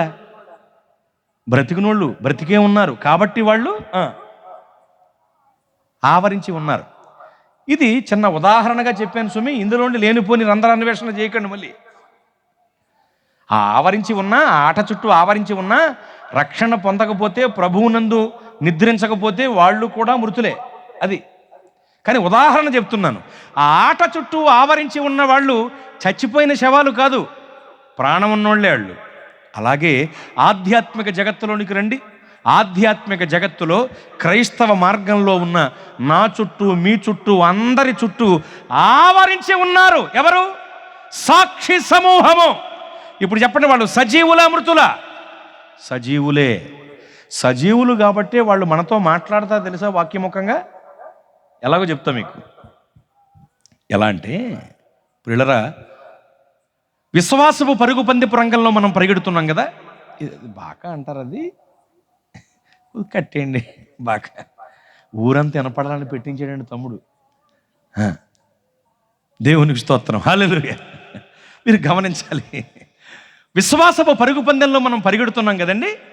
ఇలా పరిగెడుతున్న క్రమంలో కొన్నాళ్ళు భక్తిలో కొనసాగిన తరువాత, ఏమండే బాబో, పాస్టర్ గారు, ఎన్ని బాధలండి మాకు. నేను ప్రార్థనకు వస్తున్నాను కానీ మా అన్నయ్యలు నన్ను ప్రార్థనకి వెళ్ళొద్దంటున్నారండి, వెలివేస్తున్నారండి, ఇబ్బంది పెడుతున్నారండి, ఎందుకు అందులోకి వెళ్ళామంటున్నారండి. నేను ఇంక ఈ విశ్వాసపు పరుగు పరిగెట్టలేకపోతున్నానండి. దేవుడు కూడా చెప్తున్నానండి, దేవా ఇంక నా వల్ల కావట్లేదని. మాట్లాడేవాళ్ళు లేరండి. ఒకవేళ ఒక వ్యక్తి, నేనకి ఈ విశ్వాసపు పరుగు పందెంలో కొనసాగలేను, ఈ పరుగు నేను పరిగెట్టలేను, ఎందుకంటే మా అన్నలు నన్ను ఇబ్బంది పెడుతున్నారు, మా అన్నలు నన్ను తిడుతున్నారు, మా అన్నలు నన్ను వెలివేస్తున్నారు, కాబట్టి నేను ఇంక ఈ ఆధ్యాత్మిక క్రమంలో కొనసాగలేను అని ఎవరన్నా చతికిల పడుతుంటే, అతని చుట్టూ ఏమి ఆవరించి ఉంది చెప్పండమ్మా? సాక్షి సమూహము ఆవరించి ఉంది. అలా ఆవరించి ఉన్న సాక్షి సమూహములో నుండి ఒక స్వరం వినబడతా ఉంటుంది. ఒరే తమ్ముడు, ఏంటి పరిగెట్టలేకపోతున్నావా? విశ్వాసపు జీవితాన్ని కొనసాగించలేకపోతున్నావా? మీ అన్నలు కొడుతున్నారని, మీ అన్నలు తిడుతున్నారని, మీ అన్నలు నెడుతున్నారని. అర్రెర్రెర్రె, మీ అన్నలు కొట్టారు, తిట్టారు, నెట్టారు. మా అన్నయ్య అయితే చంపేశాడు నన్ను. మా అన్నయ్య అయితే నిర్దాక్షణ్యంగా నన్ను కొట్టి చంపేశాడు. నా పేరు హేబేలు. ఇప్పుడు చెప్పండి, సజీవుడా మృతుడా అతను? హేబేలు గారు సజీవుడే. సాక్ష్యపు స్వరం వినపడుద్ది మనం చదివితే లేఖనంలో. మీ అన్నలు నిన్ను తిట్టారేమో, కొట్టారేమో, నెట్టారేమో. మా అన్నయ్య అయితే నన్ను చంపేశాడు. మా అన్నయ్య నన్ను చంపేసిన నా రక్తం మొరపెట్టింది దేవునికి. దేవునికి మహిమ కలుగును గాక. అంతే తప్ప దేవుణ్ణి మాత్రం నేను విడిచిపెట్టలా, విశ్వాసాన్ని మాత్రం నేను విడిచిపెట్టలా, భక్తిని మాత్రం విడిచిపెట్టలా. మా అన్న కొట్టి చంపేశాడు నన్ను. మా అన్నయ్య కంటే మీ అన్నయ్యలు మంచోళ్ళరా బాబా. కనుక నువ్వు కంగారు పడకు, పరిగెత్తు. విశ్వాసపు పరుగు పందెంలో నువ్వు పరిగెత్తు అని బలపరిచి పురికొల్పటానికి చుట్టూ ఆవరించి ఉన్న సాక్షి సమూహములో నుండి వినిపించే స్వరం హేబేలు గారిది. చేతులెత్తి స్తోత్రం చెప్పండి. మరి కొంతమంది, ఏంటండి భక్తి చేయలేకపోతున్నాం, ఎన్నాళ్ళు కొనసాగుతాం ఇలాగా? అటు కుటుంబాన్ని చూసుకోవాలి, ఇటు భక్తి చేయాలా? కుటుంబాన్ని చూసుకుందామంటే భక్తి చేయటం కుదరట్లేదు, భక్తి చేద్దామంటే కుటుంబాన్ని చూసుకోవటం కుదరట్లేదు. ఆదివారం రోజున ఏదో పని వచ్చేస్తుంది, భక్తి చేయలేకపోతున్నాం, భక్తిలో కొనసాగలేకపోతున్నాం. కుటుంబ బాధ్యతలు, ఐహిక విచారాల వల్ల ఈ పరుగు నేను పరిగెత్తలేకపోతున్నాను బాబోయ్ అని ఎవరన్నా అనుకుంటుంటే, అతని చుట్టూ ఆవరించి ఉన్న సాక్షి సమూహములో నుండి ఒక స్వరం వినబడుద్ది. తమ్ముడు, ఏటే కుటుంబాన్ని చూసుకుంటూ భక్తి చేయలేక సతికిలు పడిపోతున్నావా? అర్రెర్రే, నా అంత పెద్ద కుటుంబం మీ ఊళ్ళో ఎవరికి లేదు తెలిసారా నీకు? నా పేరు హానోకు, కుమారులను కుమార్తెలను కనుచు దేవునితో నడిచాను నేను. కంటిన్యూషన్ రా బాబు, ఇక ఫ్యామిలీ ప్లానింగ్లు గట్టా లేవు. కనుచు అంటే అర్థం ఏంటది? కంటిన్యూ. కనుచూ దేవునితో నడిచాను. అంటే నా కుటుంబాన్ని నేను చూసుకుంటూ కుటుంబ బాధ్యతను నిర్వర్తిస్తూ కూడా నేను దేవునితో నడిచాను రా. అరే బాబు, మా కుటుంబమే పెద్ద కూటమరా బాబా. మేము గృహకూడికి పెట్టుకుంటే పెద్ద సభది, అంత పెద్ద కుటుంబం నాకు. 300 సంవత్సరాలు కుమారులను కుమార్తెలను కనుచూ ఉన్నాడంటే ఎంత పెద్ద మంద అండి ఆ కుటుంబం. మంద అంటే తప్పు మాట కదండి, సంఘాన్ని కూడా మంద అన్నారు, సమూహాన్ని కూడా మంద అంటారు, అవునా కదా. అంత పెద్ద సమూహం, వాళ్ళ కుటుంబమే ఒక కూటం, పెద్ద కూటం. ఆయన అంటాడు, నాకంటే పెద్ద కుటుంబం అనేది లింగలింగం అంటూ నువ్వు మీ ఆవిడ. ఇది వాడుక భాషే సుమా, వాళ్ళ అంటారని ఉదాహరణకు చెప్తున్నాను. మళ్ళీ ఇలా వ్యాఖ్యానించాడు అలా వ్యాఖ్యానించాడని రంధ్రాన్వేషణలు చేయకండి, డెప్ప ఎగిరిపోద్ది. ఎగిరిపోద్దంటే నేను ఎగరగొట్టేస్తానని కాదండి, దేవుడు ఎగరగొట్టేస్తాడు. ఎందుకంటే ఒక విషయాన్ని విశదీకరించడానికి చెప్తున్నా. లింగలింగం అంటూ నీవు నీ భార్య నీకిద్దరు, మీరిద్దరో మీకిద్దరో నలుగురు. ఇటు ఈ చిన్న కుటుంబాన్ని మెయింటైన్ చేయడానికి, కుటుంబాన్ని చూసుకోవటానికే సమయం చాలటం లేదా? దేవునితో నడవలేకపోతున్నావా? భక్తి చేయలేకపోతున్నావా? మరి నా పెద్ద కుటుంబంతో కూడా నేను దేవునితో నడిచాను రా. చతికిలపడద్దులే, పరిగెత్తు అని బలపరిచి పురికొల్పటానికి అతని చుట్టూ ఆవరించి ఉన్న సాక్షి సమూహములో నుండి వినిపిస్తుంది ఒక స్వరం. అది హానోకు గారిది. స్తోత్రం చెప్పండి. హానోకు గారి కంటే పెద్ద కుటుంబం అనేది. అతను నడవలేదా దేవునితో? ఇలా మన చుట్టూ ఆవరించి ఉన్న సాక్షి సమూహంలో ప్రతి దైవజనుడి, ప్రతి భక్తుడి, భక్తురాలి స్వరము వాక్యం ద్వారా మనకు వినబడుతుంది. వాళ్ళు సజీవులు. గట్టిగా స్తోత్రం చెప్పండి. ఇప్పుడు చెప్పండి, వాళ్ళు సజీవులా మృతులా? సజీవులు. ఒకటి, నిద్రించుచున్నారు కాబట్టి సజీవులు. 2, సాక్ష్యం రూపంలో సజీవులు. 3, మన చుట్టూ ఆవరించి ఉన్న సాక్షి సమూహం అంతా కూడా సజీవులే. సజీవులే, వాళ్ళు మృతులు కాదు, వాళ్ళు సజీవులు. గట్టిగా స్తోత్రం చెప్పండి. మరి ఆ సాక్షి సమూహములో అబ్రాహాము గారు, ఇస్సాకు గారు, యాకోబు గారు కూడా ఒక భాగమా కదా? అంటే వీళ్ళు మృతులా సజీవులండి? సజీవులే. అందుకే అన్నారు ఆయన, నేను అబ్రహాము, ఇస్సాకు, యాకోబుల దేవుడను అని. ఇప్పుడు చెప్పండి, మనం ఆరాధిస్తున్న దేవుడు మృతులకు దేవుడా, సజీవులకు దేవుడా? కేవలం సజీవులకే దేవుడు ఆయన. చేతులెత్తి గట్టిగా స్తోత్రం చెప్పండి. ఆయన సజీవులకు దేవుడు, మృతులకు దేవుడు కాదు ఆయన. ఇక్కడ దాకా మాకు అర్థమైందండి. ప్రభువునందు నిద్రించిన వారు సజీవులు. ఇక్కడ కళ్ళు మూసి ప్రభు దగ్గర కళ్ళు తెరిచే స్థాయిలో ఈ భూమి మీద భక్తి చేసిన వాళ్ళు విశ్వాసం రూపంలో, సత్క్రియల రూపంలో, సాక్ష్యం రూపంలో వాళ్ళు సజీవులు. మాకు అర్థమైంది. మన చుట్టూ ఆవరించి ఉన్న సాక్షి సమూహంలో ఉన్న ప్రతి ఒక్కళ్ళు సజీవులే. మాకు అర్థమైంది. ఆయన సజీవులకే దేవుడు. ఓకే, ఇది కూడా అర్థమైంది. మరి మృతులు ఎవరండి? మృతులు ఎవరండి అంటే 3 విషయాలు చెప్పి ముగిస్తాను. విని ఒప్పుకుందా మీకు? వినండి. చచ్చినోడా అనే మాటకు సరిపోయిన 3 గుంపులు చూపెడతాం మీకు వాక్యంలో నుండి. వాళ్ళు నిజమైన మృతులు. ఎవరు వాళ్ళు అంటే చూడండి, ఎఫెసీ పత్రిక 2వ అధ్యాయము 1వ వాక్యం. ఎఫెసీ పత్రిక 2:1 ఈ విధంగా వ్రాయబడి ఉంటుంది. ఇందాక వద్దన్నాను, ఇప్పుడు కూడా మానేశారు చదవటం. మీ అపరాధముల చేతను పాపముల చేతను మీరు చచ్చిన వారై ఉండగా. చాలండి. అపరాధముల చేతను పాపముల చేతను మీరు చచ్చిన వారై ఉండగా. ఇక్కడ గమనించాలి, మొట్టమొదటి మృతులు గుంపు ఇది. మృతుల గుంపు. ఎవరి మృతులు? అపరాధముల చేత పాపముల చేత సచ్చినోళ్ళండి. నిజమైన సచ్చినోళ్ళు వీళ్ళే. అపరాధముల చేత పాపముల చేత మృతులుగా ఉన్న వాళ్ళే నిజమైనటువంటి మృతులండి. వాక్యం చెబుతోంది, ఏ భేదము లేదు, అందరూ పాపము చేసి దేవుడు అనుగ్రహించు మహిమను పొందలేకపోతున్నారు అని. ఆ ఊరు వాళ్ళని, ఈ ఊరు వాళ్ళని, బెజవాడ వాళ్ళని, గుడివాడ వాళ్ళని భేదాభిప్రాయాలు లేవు. ఉదాహరణకు నేను మీకు చెప్పాలంటే, ముఖ్యమంత్రి మొదలుకొని మున్సిపాలిటీ వరకు, కారు తోలేవాడు మొదలుకొని, కలెక్టర్ వరకు, లక్షాధికారి మొదలుకొని, భిక్షాధికారి వరకు, కూటికి లేనివాడు మొదలుకొని, కోటీశ్వరుడు వరకు ప్రతి ఒక్క వ్యక్తి కూడా పాపి. ఏ భేదం లేదు, అందరూ పాపులే. జన్మనో జాయతే శూద్ర, కర్మనో జాయతే ద్విజ అని కూడా చెబుతారు లోకస్తులు. ఇది ఒక ఉదాహరణగా చెప్పాను మీకు. పుట్టుకతోనే ప్రతి ఒక్క వ్యక్తి పాపి అని వాళ్ళ భావన. లేఖనం అంటోంది, ఏ భేదము లేదు, అందరూ పాపము చేసి దేవుడు అనుగ్రహించు మహిమను పొందలేకపోతున్నారు. ఏ భేదం లేదు, అందరూ పాపులే. ఆదాం హవ్వగారులు కోల్పోయిన మహిమను దేవుడు మనకు తిరిగి ఇద్దామనుకుంటే పొందుకునే స్థితిలో మానవ జాతి లేదు. దానికి గల కారణం పాపం. దానికి గల కారణం పాపము. ఏ భేదం లేదు, అందరూ పాపులే. కానీ నువ్వు పాపి అంటే ఎవరిని ఒప్పుకుంటారండి? ఒప్పుకుంటారా? నేను పాపిని ఏమిటండి, నేను కాపుని, నేను రాజుని, నేను రెడ్డిని, నేను చౌదరిని, నేను వైష్ణవుని, నేను బ్రాహ్మణుణ్ణి అని మన గురించి మనం చెప్పుకుంటూ ఉంటాం. చెప్పుకోవటంలో తప్పేమీ లేదండి. మన గురించి మనమే చెప్పుకోవాలి. మన గురించి మనం కాకపోతే ఎవరో వచ్చి చెప్తారా? ఎవరో వచ్చి చెప్పడానికి నీ వార్త ఏమన్నా సువార్త కాదు కదా. మన గురించి మనమే చెప్పుకోవాలి. మన గురించి మనం చెప్పుకోవటంలో తప్పు లేదు, కానీ బైబిల్ ఏం చెబుతుందో వినకపోవటం తప్పు. బైబిల్లో ఉన్న సత్యాన్ని గ్రహించకపోవటం తప్పు.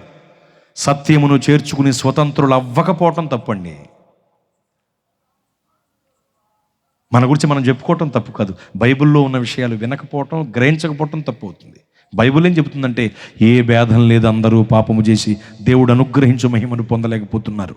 నాలో పాపము లేదు అని ఎవరైనా అంటే తమను తాము మోసం చేసుకుంటున్నట్లు లెక్క. ఎందుకంటే పెరిగి పెరిగి పెరిగి పేరుకుపోయిన పాపంలో మానవ జాతి కూరుకుపోయిందండి. పాపం పెరుగుద్ది తెలుసా మీకు? ఆజ్ఞతిక్రమముగా మొదలైందండి, అక్కడతో ఆగిపోలేదు. హత్యగాను, అబద్ధంగాను, ఎదురు సమాధానంగాను, వ్యభిచారంగాను, దొంగతనంగాను, మద్యపానంగాను, ఇలా ఒకటిగా పాపం ఏమైపోయింది చెప్పండి? పెరుగుతూ వచ్చింది. అలా పెరిగి పెరిగి పెరిగి పేరుకుపోయిన పాపంలో మానవ జాతి కూరుకుపోయిందండి. ఎంతగా పాపం పెరిగి పేరుకుపోయిందంటే, అందులో మానవ జాతి ఎంతగా కూరుకుపోయిందంటే, పాపము అనే పదం పలక్కపోతే పూట గడవదు మనకి. ఎవరన్నా పడిపోతే పాపం పడిపోయారంట, ఎవరన్నా చనిపోతే పాపం చచ్చిపోయారంటండి, ఎవరన్నా భోజనం చేయకుండా వెళ్ళిపోతే పాపం అలా అన్నం తినకుండా వెళ్ళిపోయారు. ఈరోజు మీటింగ్కి రాకుండా రేపటి మీటింగ్కి ఎవరన్నా వచ్చి నిన్న ఎలా జరిగింది అని అయ్యగారిని అడుగుతుంటే ఆ పక్కన ఉండి వినేవాళ్ళు పాపమేడు నిన్న రాలేదనుకుంటా. ఇలా ప్రతిదానికి కూడా పాపం అనేటువంటి పదాన్ని కలిపి మాట్లాడేటంతగా పాపం పెరిగిపోయిందండి. పెరిగి పెరిగి పెరిగిపోయిన పాపంలో మానవజాతి కూరుకుపోయింది. ఏ భేదం లేదు, అందరూ పాపులే. ఏ భేదం లేదు. పాపముల చేత, అపరాధముల చేత పట్టబడి ఉన్న ప్రతి మనుష్యుడు మృతుడు, మృతురాలు. రక్షణ పొందని వాళ్ళు ఇప్పటికీ మృతులు, మృతురాండ్రులు. ఎవరైతే అపరాధాలతో ఉంటారో, ఎవరైతే పాపంలో ఉంటారో వాళ్ళు నిజమైన సచ్చినుళ్ళు. అలాంటి స్థితికి దిగజారిపోయి అపరాధముల చేతను, పాపముల చేతను చచ్చిన వారిగా, మృతులుగా ఉండిపోయిన వాళ్ళని సజీవులుగా మార్చటానికే, మరణములో నుండి జీవములోనికి దాటించటానికే, మృత స్థితి నుండి సజీవ స్థితికి తీసుకురావటానికే పరలోకాన్ని విడిచి భూలోకానికి యేసు ప్రభువు వారు వచ్చారు.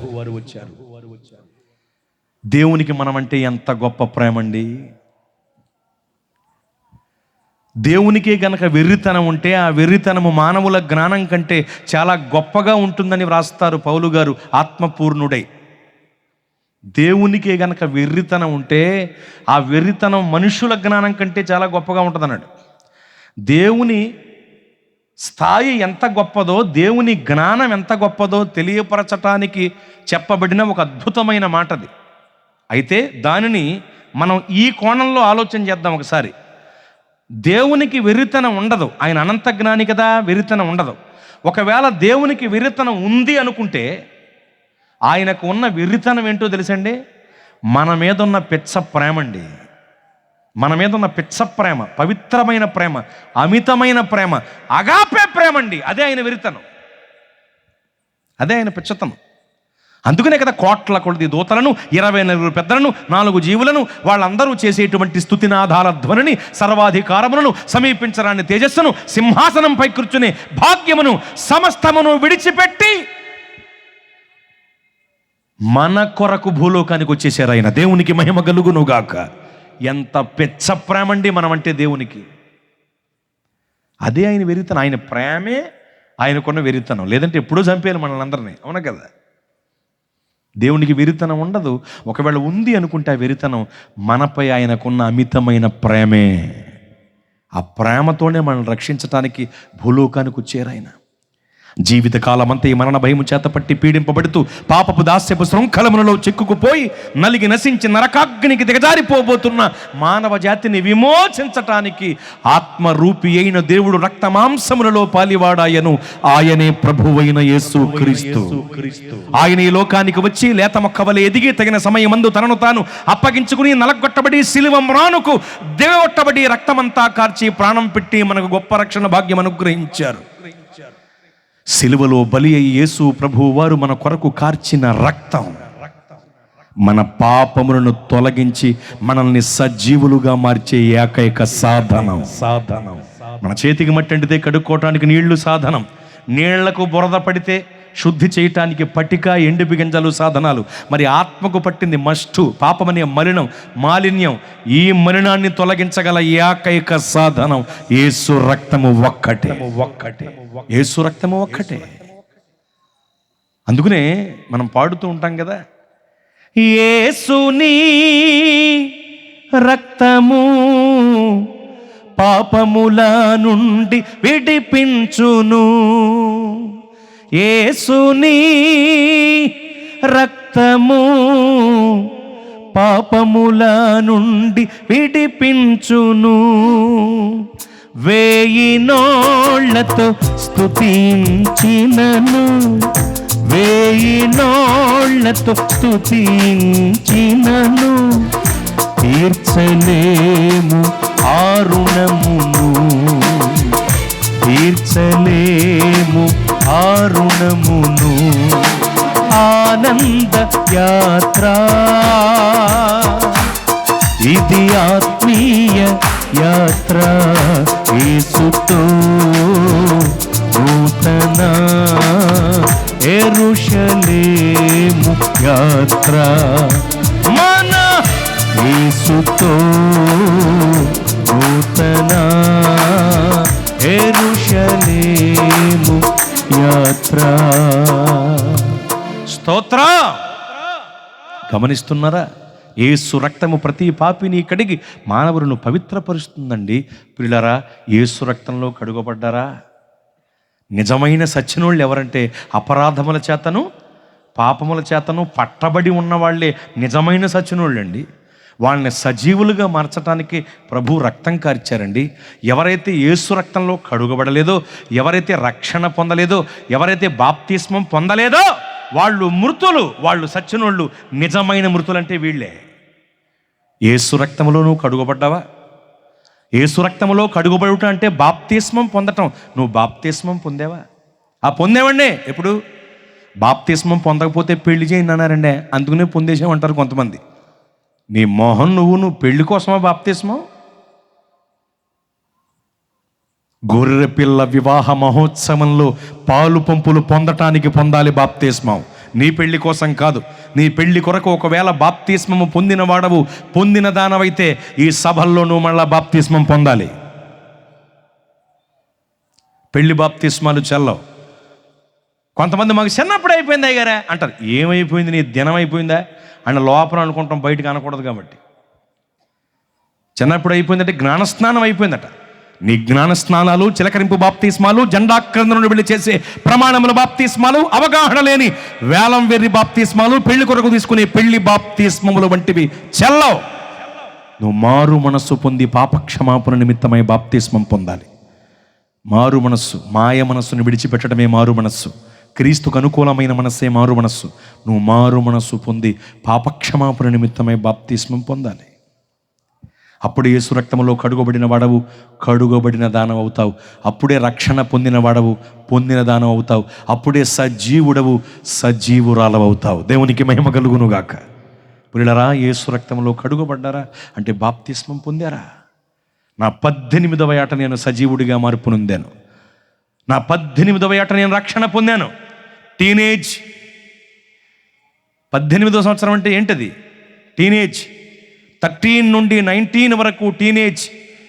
అందునే కాబోలు 13 నుండి 19 వరకు టీన్ టీన్ టీన్ అని వస్తుంది.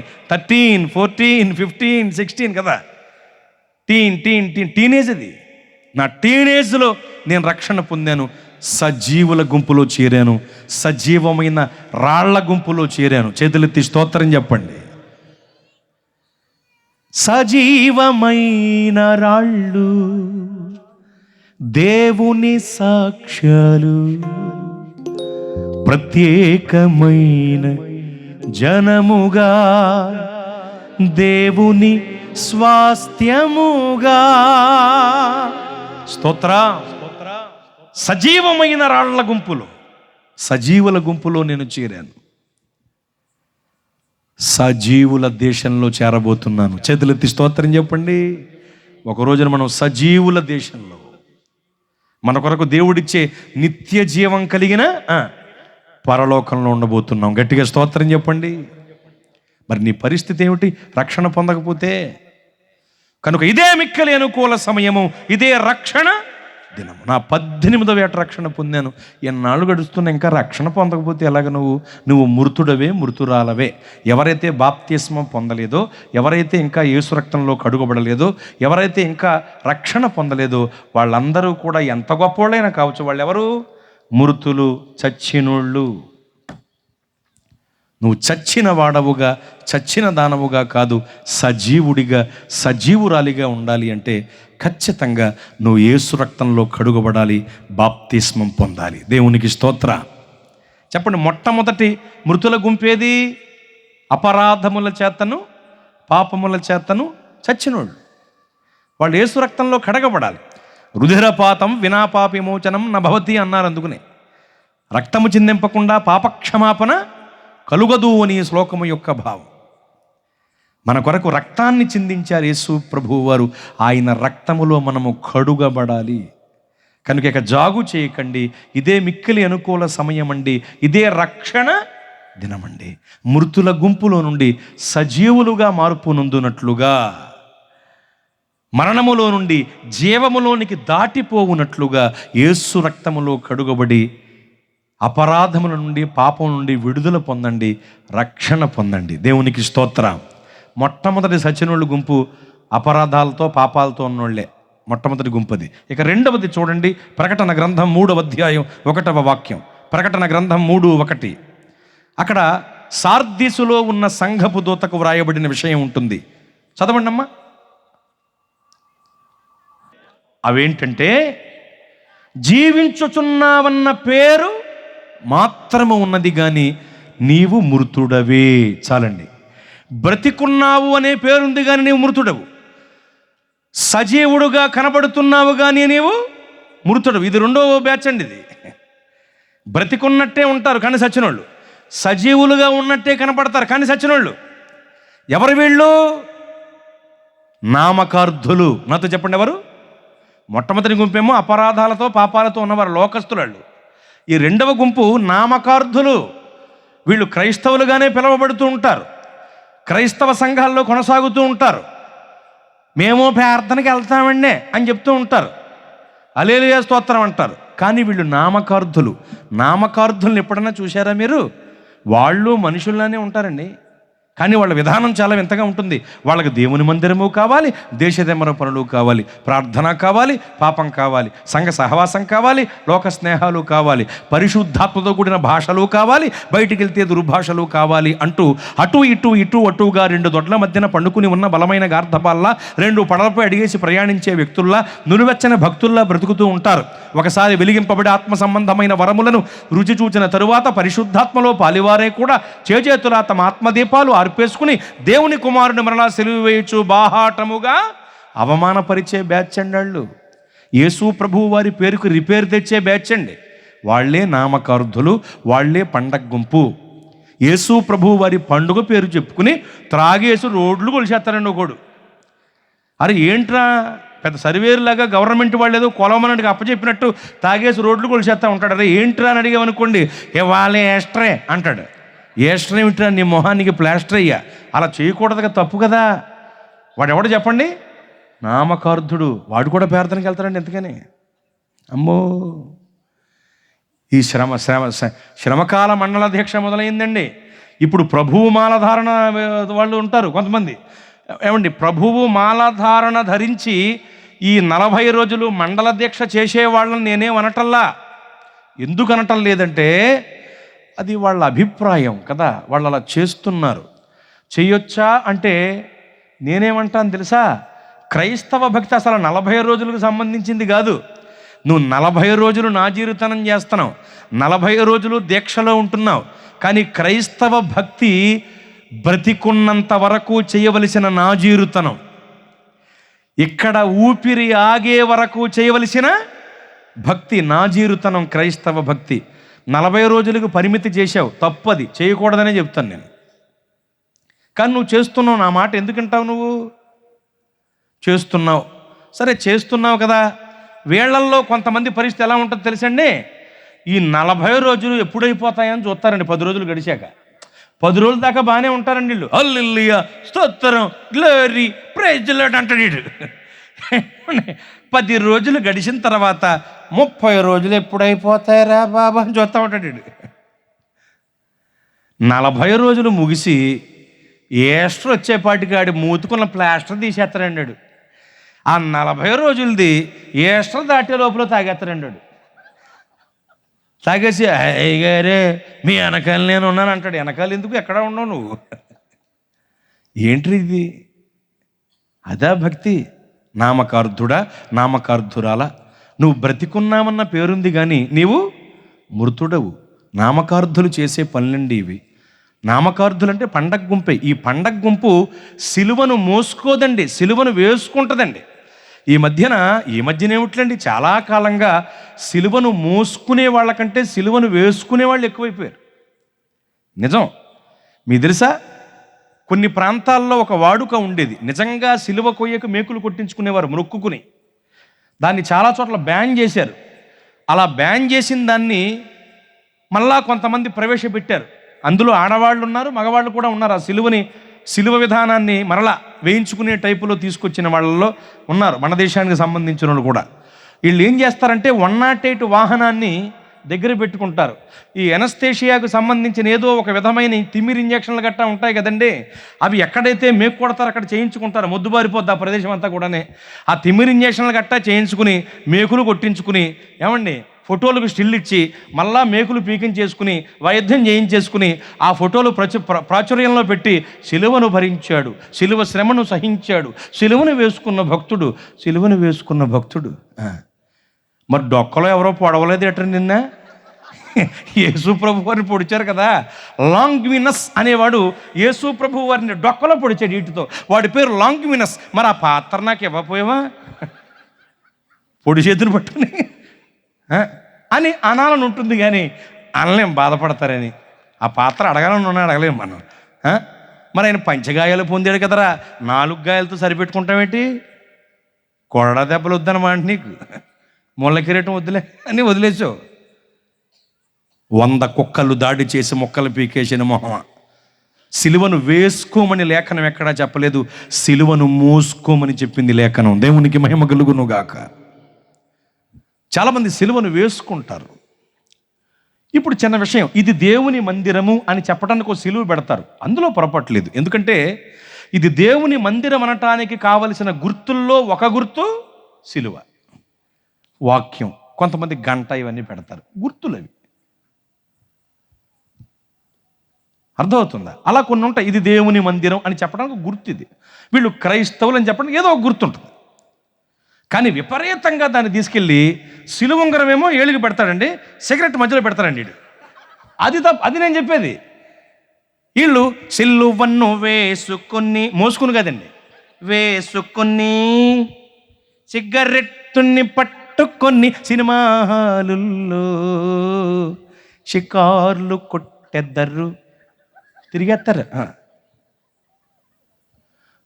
పొరపాటున ఆదివారం కొత్త సినిమా రిలీజ్ అయిందంటే వీళ్ళు రారు సంఘానికి. కొంతమంది ఉన్నారు అలాంటి వాళ్ళు. ఇతర దేశాలు ఒకసారి మీటింగ్కి వెళ్ళాను, అరబ్ కంట్రీలు. ఆ కంట్రీ పేరు ఎందుకులేండి, వెళ్ళాను. ఇద్దరు చెప్తే అక్కడ వాళ్ళు బాధపడతారు కదా మళ్ళీ. ఇదిగో మళ్ళా వచ్చే నెల 20వ తారీఖు నుండి ఒక 15 రోజులు మళ్ళీ డేట్స్ ఇచ్చాను వాళ్ళకి, కువైట్లోని. కొత్తగా వెళుతున్నాను కువైట్, ఇదే మొదటిసారి వెళ్ళటం. వేరే దేశాలు వెళ్ళాను, ఇప్పుడు కువైట్ వెళుతున్నాను. ఒక దేశం శుక్రవారం పూట్ల ఆరాధనలు బాబు. అక్కడ శుక్రవారం పూట్ల మన తెలుగు వాళ్ళకున్న అలవాటు ఏమిటంటే, తెలుగు సినీ పరిశ్రమకి వాళ్ళు ప్రతి సినిమాని శుక్రవారం రోజు రిలీజ్ చేయడం చూస్తారు. అక్కడ శుక్రవారమే ప్రార్థన, సెలవు. శుక్రవారం మందిరాలకి జనం పులోమని వస్తారని అందరూ సిద్ధంగా ఉన్నారు. ఆ రోజు సినిమా రిలీజ్ అయింది. ఏదో బలి, అంతకుముందు ఏదో ఉంటుంది, అది బలి. అంతకుముందు ఏదో ఉంటుంది, పూరించుకోండి మీకు అర్థమైపోయినాక. ఆ బలి రిలీజ్ అయింది, ఆరాధన బలి. ఎవడు రాట్లా. కంటె సిలువ నీ మెళ్ళో, కంటె సిలువ బ్రతుకులు ఉంటే సిలువ నీ బ్రతుకు కదే విలువ. పై వేషం మనిషి చూచును, హృదయాంతరంగం ప్రభువు చూచును. పై వేషం మనిషి చూచును, హృదయాంతరంగం ప్రభువు చూచును. నీవే సువార్తగా బ్రతుకుమో సోదరా, నీవే సువార్తగా బ్రతుకుమో సోదరి. బోధ బ్రతుకు అయితే బ్రతుకు బోధ కాద, బోధ బ్రతుకు అయితే బ్రతుకు బోధ కాద.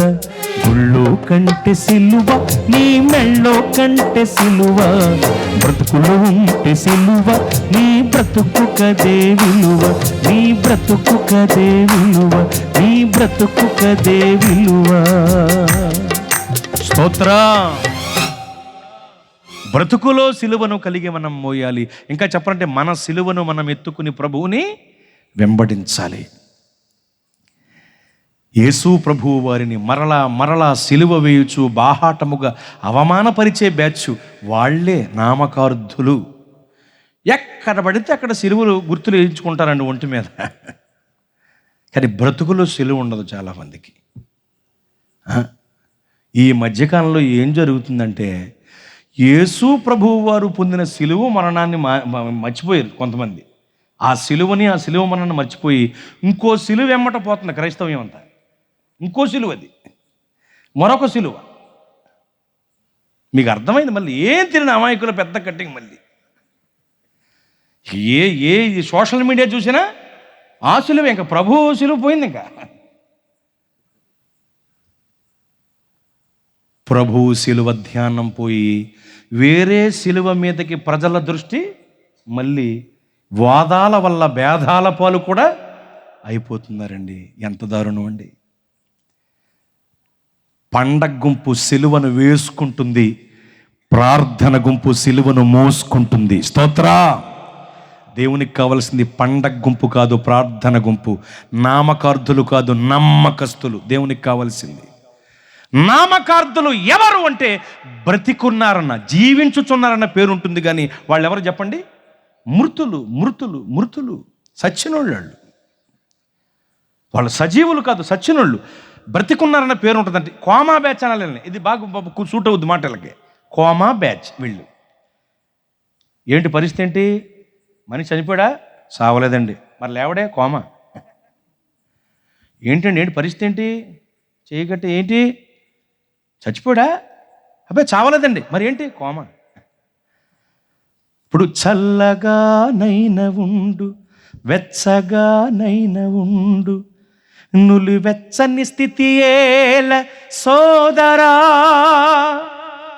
కదండి, నులివెచ్చని స్థితి ఎందుకు? ప్రభు అన్నారు చల్లగానైనా ఉండు, వెచ్చగానైనా ఉండు, నులివెచ్చగా ఉండొద్దు అన్నారు ఆయన. నులివెచ్చని స్థితే నామకార్థత.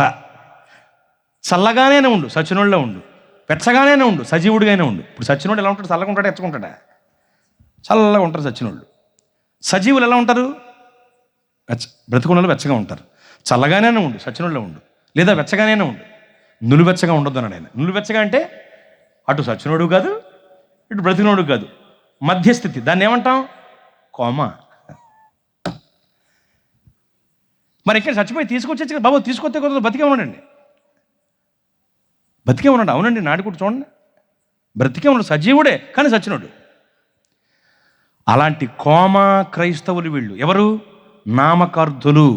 అటు చల్లగా లేరు, ఇటు వెచ్చగా లేరు, నులువెచ్చగా ఉంటారు. వీళ్ళే నామకార్థులు. యేసు ప్రభు వారి పేరుకు రిపేరు తెస్తారు, దేవుని సంఘానికి చెడ్డ పేరు తెస్తారు, దేవుని సంఘపు సొమ్ముని దోచేస్తారు, దేవుని సొమ్ముని దోచేస్తూ తిరుగుతూ ఉంటారు. ఇలాంటి వాళ్ళని మీరు చూశారో లేదో కానండి, ఒక చోట ఎంత ఘోరాలు వాళ్ళ వల్ల జరిగాయి కొన్ని సంఘాల్లో అంటే, 100 కేజీల మాంసంగిని తిరగేశాడు ఒక నామకార్థుడు. ఒక కోమ బేచ్చాడు, 100 కేజీల మాంసం తిరగేసాడు.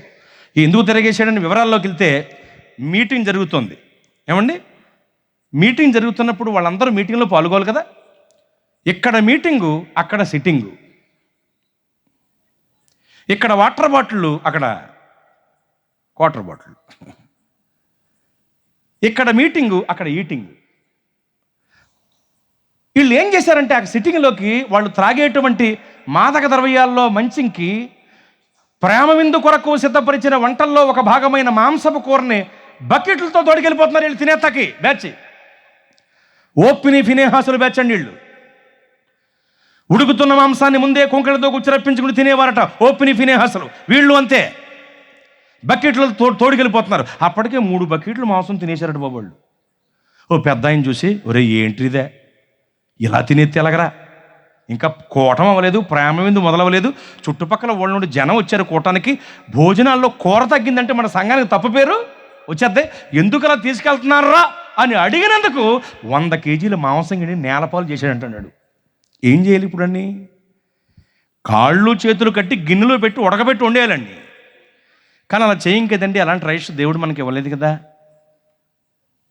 పోనీ 100 కేజీల మాంసం తెద్దామా? అప్పటికప్పుడు ఆ రాత్రి వేళ 100 కేజీల మాంసం దొరుకుతుందనా? దొరకదు బాబు. పోనీ దొరికింది, ఎవరో తెలిసిన వాళ్ళు మాంసం కొట్టారు మనోళ్ళు, వండటం కుదురుతుందండి కూటమయ్యే లోపల. ఎంత కష్టం అండి.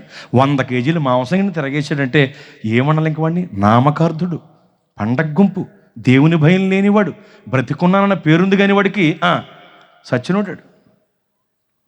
మరొక చోట పెద్ద మందిరం, ప్రాచీన మందిరం, బహు పేరు ప్రఖ్యాతులు గాంచిన మందిరం, ఆ పట్టణములోనే ఆ మందిరం ఒక ల్యాండ్ మార్క్.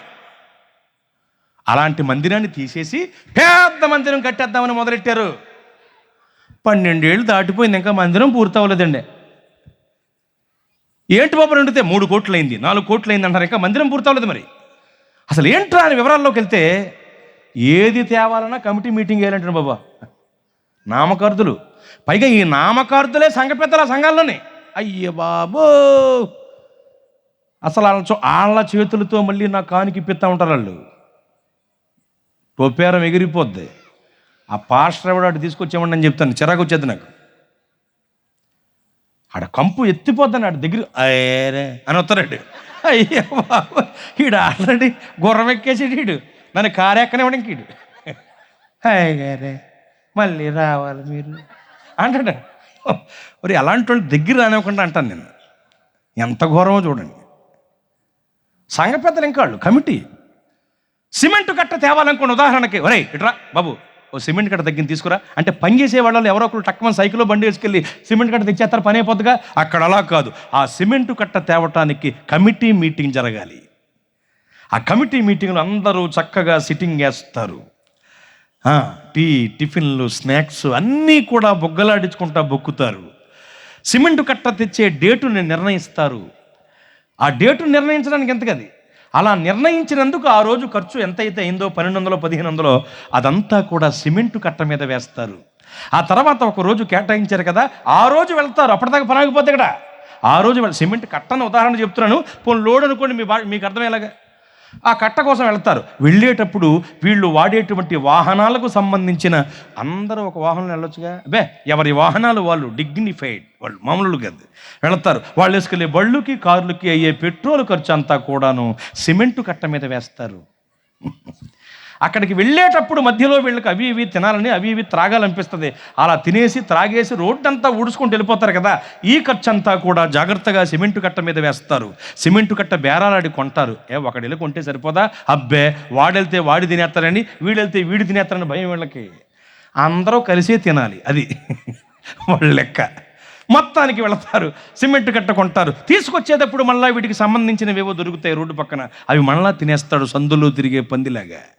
తినేసి తీసుకొచ్చి సిమెంటు కట్టో లోడు అప్పచెప్తారు. ఈ లోపులో అయిన ఖర్చు అంతా కూడా ఆ సిమెంటు కట్ట మీద వేస్తారు. సిమెంటు కట్ట 400 అయితే ఖర్చు 1600 అవుద్ది. మొత్తం కలిపి సిమెంటు కట్ట ఎంత? 2000. పావలా కోడికి 30 మసాలా అంటే ఇదే మరి. అలాగా ఖర్చు పెరిగిపోతుంది, మందిరం పని ఆగిపోతుంది, సరిగా జరగట్లేదు. ఏళ్ళు గడిచిపోతున్నా ఇంకా మందిరం పూర్ణంగా కట్టబడలేదండి. కారణం ఎవరు చెప్పండి? నామకార్థులు. తస్మాత్ జాగ్రత్త జాగ్రత్త. నువ్వు నామకార్థుడిగా నామకార్థురాలిగా ఉంటే నువ్వు చచ్చినోడివే, చచ్చిందానివే. నామకార్థులు అంటే ఎవరో తెలుసు ఇంతకని, విశ్వాసపు పరుగు పందెంలో పరిగెత్తకుండా పడిపోయినోళ్ళు. ఇక్కడే ఒక మాట, పడిపోవటం ఓడిపోవటం కాదు, తిరిగి లేచి పరిగెట్టకపోవటమే ఓడిపోవటం.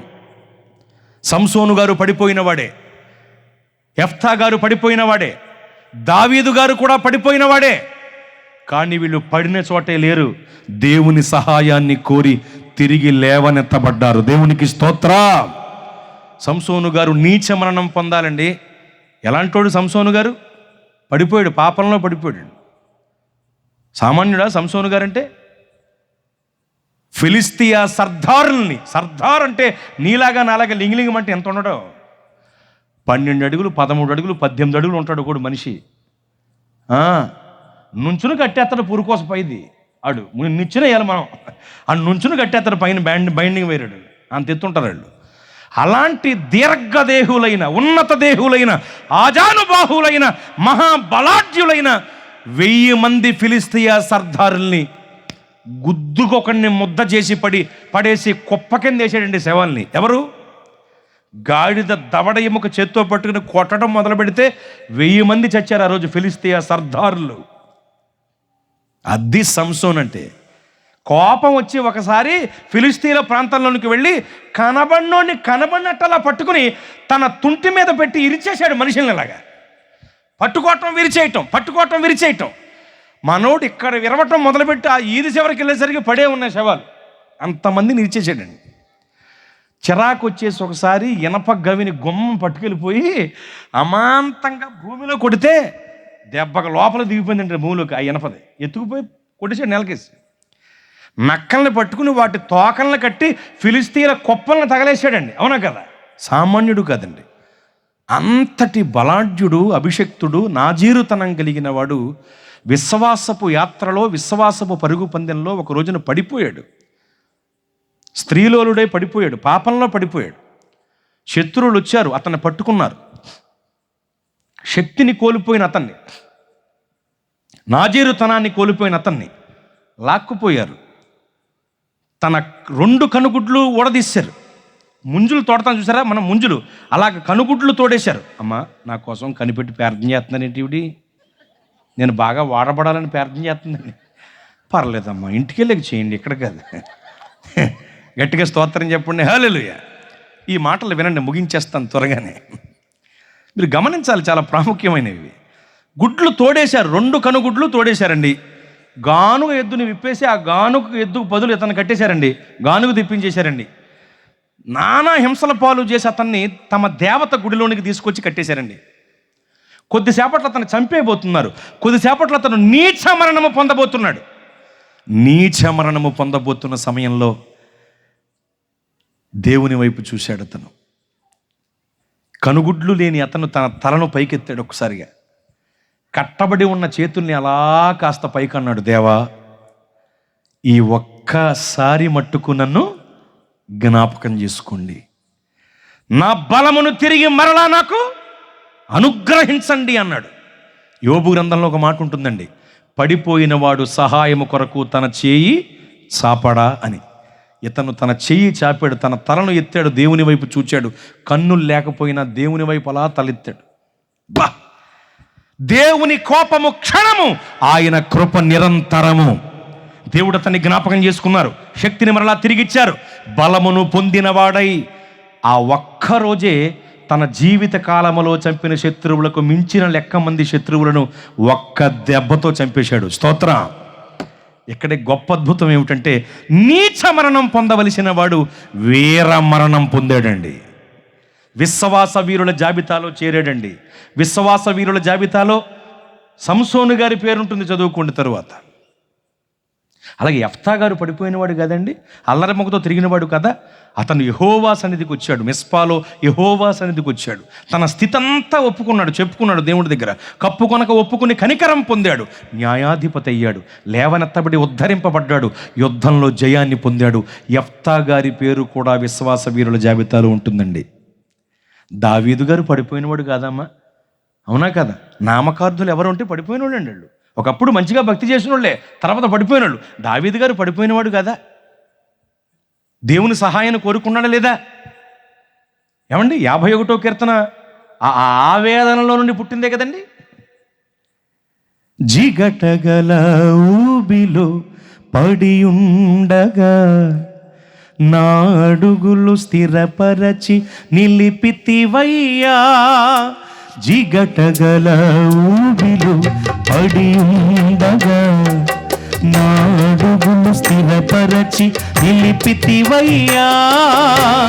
విశ్వపుతో నన్ను కడుగుము యేసయ్యా, హిమము కంటెను తెల్లగా మార్చయ్యా. నీకేమి చెల్లింపు నా మంచి యేసయ్యా, నా జీవితమంతా అర్పింతు నీకయ్యా. ప్రేమ కరుణ నీ కృప చాలు, ప్రేమ కరుణ నీ కృప చాలు. చాలునయ్యా చాలునయ్యా, నీ కృప నాకు చాలునయ్యా, నీ కృప నాకు చాలునయ్యా. స్తోత్రం. హిస్సోపుతో నన్ను కడుగు, హిమము కంటే తెల్లగా మార్చు ప్రభువా. నీ సన్నిధిలోని నన్ను త్రోసివేయొద్దు, నీ ఆత్మను నా యొద్ద నుండి తీసివేయొద్దయ్యా, తీసివేయొద్దు. రక్షణానందము నాలో మరలా పుట్టించుము. వేడుకున్నాడు, విరిగిన హృదయాన్ని దేవునికి బలిగా అర్పించాడు.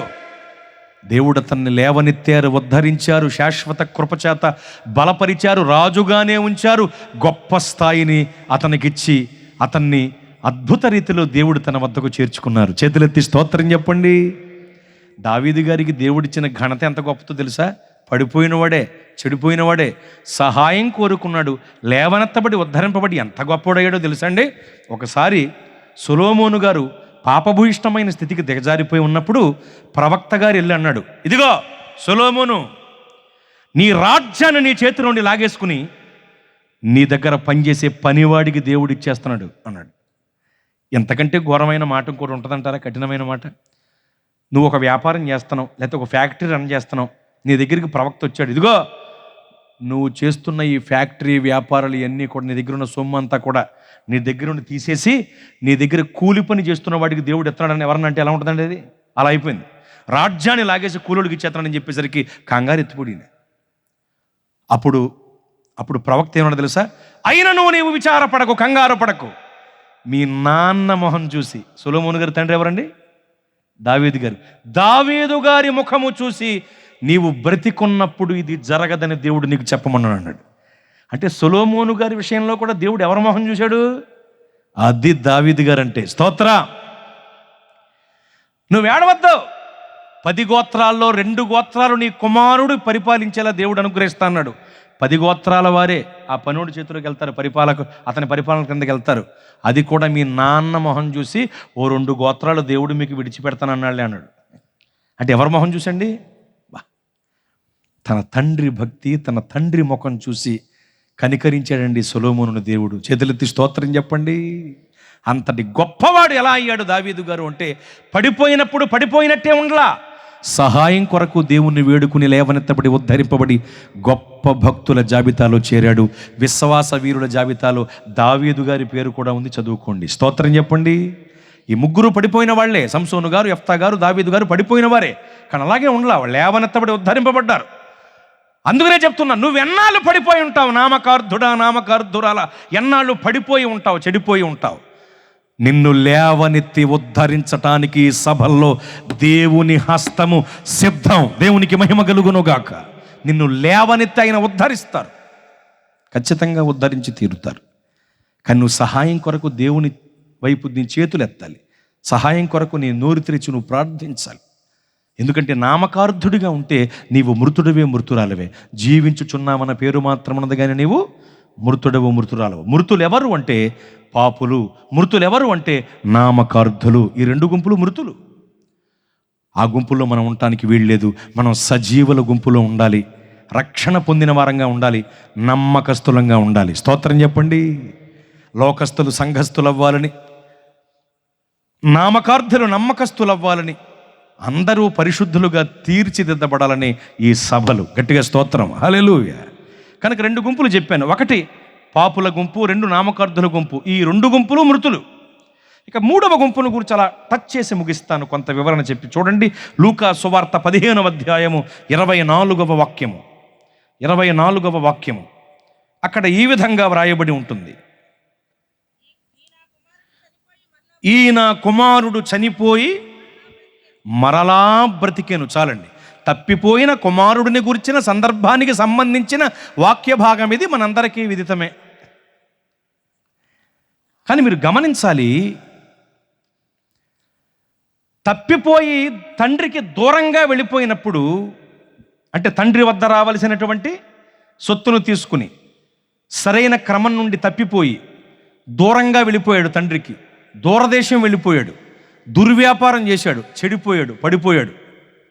చిన్న కుమారుడు వాడు తండ్రికి దూరం అయిపోయినప్పుడు సచ్చినోడు, తిరిగి వచ్చినప్పుడు ఏమయ్యాడు? వాడు బ్రతికినోడు అయ్యాడు. అందుకని తండ్రి ఏమన్నాడు?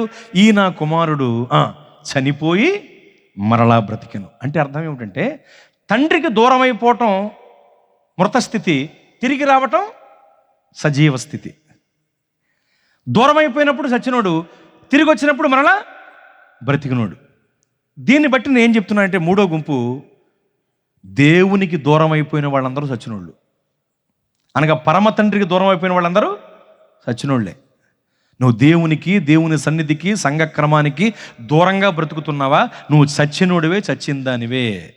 నువ్వు మరలా తిరిగి రావాలి, దేవుని వద్దకు రావాలి, దేవుని సంఘములోనికి రావాలి, సంఘ సహవాసంలోనికి రావాలి. నీకు నచ్చినట్లు, నీకు తోచినట్లు, నీకు ఇష్టం వచ్చినట్లు, ఇష్టానుసారంగా అస్తవ్యస్తంగా తిరుగుతూ ఉంటే నువ్వు చచ్చినోడివే, చచ్చిన దానివే. వేరుండగోరువాడు లెస్సైన జ్ఞానమునకు విరోధి. పిల్లరా, దేవునికి వేరుగా ఉండి మనం ఏం చేయగలమండి? ఆయనకు వేరుగా ఉండి మనం ఏమీ చేయలేము. ఎందుకంటే మృతులం అయిపోతాం కదా. దేవునికి దూరమైన, దేవుని సంఘానికి దూరమైన, దైవ క్రమానికి దూరమైన మనం మృతులం అవుతాం. ఇప్పుడు మీరు గమనించండి, చిన్న విషయం చెప్తాను మీకు అర్థమైపోవటానికి. నిర్గమాకాండ గ్రంథం 1వ అధ్యాయంలో గోత్రకర్తల పేర్లు ఉంటాయి. గోత్రకర్తల పేర్లు ఉంటాయి.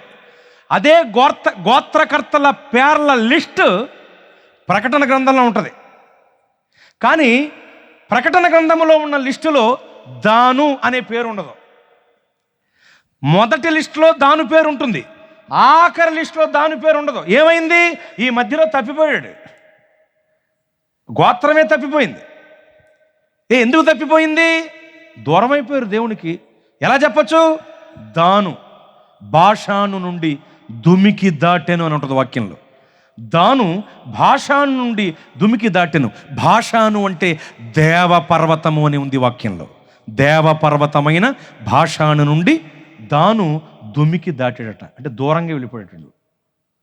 దేవునికి దూరం అయితే ఒక గోత్రమే తప్పిపోయింది. మనమెంత, మన బ్రతుకెంత, మన పేర్లు కూడా జీవగ్రంథం నుండి తీసివేయబడతాయి. కనుక దేవునికి దూరం అవ్వద్దు, దేవునికి దగ్గరగా ఉండాలి. ఆయనకి వేరుగా ఉండి మనం ఏం చేయగలమండి? ఫలించెడి ద్రాక్షవల్లి నీవైయుండి, నీలోని తీగగా నన్ను అంటు కట్టితివి. ఫలించెడి ద్రాక్షవల్లి నీవైయుండి, నీలోని తీగగా నన్ను అంటు కట్టితివి. నిన్ను అంటియుండుట వలనే నాకు ఫలింపు వచ్చెను.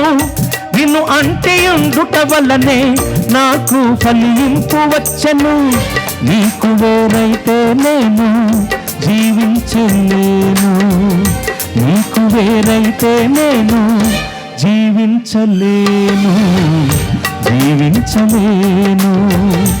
యేసయ్యా, యేసయ్యా, యేసయ్యా, యేసయ్యా, యేసయ్యా, యేసయ్యా, యేసయ్యా, యేసయ్యా. నీ వల్లనే నా క్షేమము అభివృద్ధి అగుచున్నది నా యేసయ్యా. నీ వల్లనే జీవితం నీ వల్లనే, నా జీవితం బహుగా దీవించబడుచున్నది, బహుగా దీవించబడుచున్నది, బహుగా దీవించబడుచున్నది. స్తోత్ర. ఆయనకు వేరుగా ఉండి మనం ఏమీ చేయలేమండి. ఆయనలో ఉండాలి, ఆయనతో ఉండాలి, ఆయనలో అంటుకట్టబడి ఉండాలి. దేవునికి దూరమైన, దేవుని సంఘానికి దూరమైన, సంఘ క్రమానికి నువ్వు దూరమైన, నువ్వు మృతుడవే, మృతురాలవే. నువ్వు తిరిగి రావాలి ఈ సభల ద్వారానైనా. దేవునికి మహిమ కలుగునుగాక. ఇక్కడ ఇంకో విషయం కూడా టచ్ చేయాలి. అదేమిటంటే, తప్పిపోయిన కుమారుడు తిరిగి వచ్చాడు, సచ్చినోడు బతికాడు, ఓకే. మరి ఎంటనున్నోడు తప్పిపోడండి. పెద్ద కుమారుడు ఇంటిలోనికి వెళ్ళనల్లక పోయి ఈ బ్యాచ్ ఉంటారు, అయ్య బాబు వీళ్ళ కూడా మృతులే, ఇంటికాడే ఉంటారు కానీ ఇంటిలోనికి వెళ్ళనలేకపోయేటటువంటి. అలాగే కొంతమంది సంఘానికి వస్తారు, సంఘంలోనే ఉంటారు కానీ అంటి అంటనట్టు, పట్టి పట్టనట్టు, ఇది మాది కాదన్నట్టు చేస్తారు ప్రవర్తన.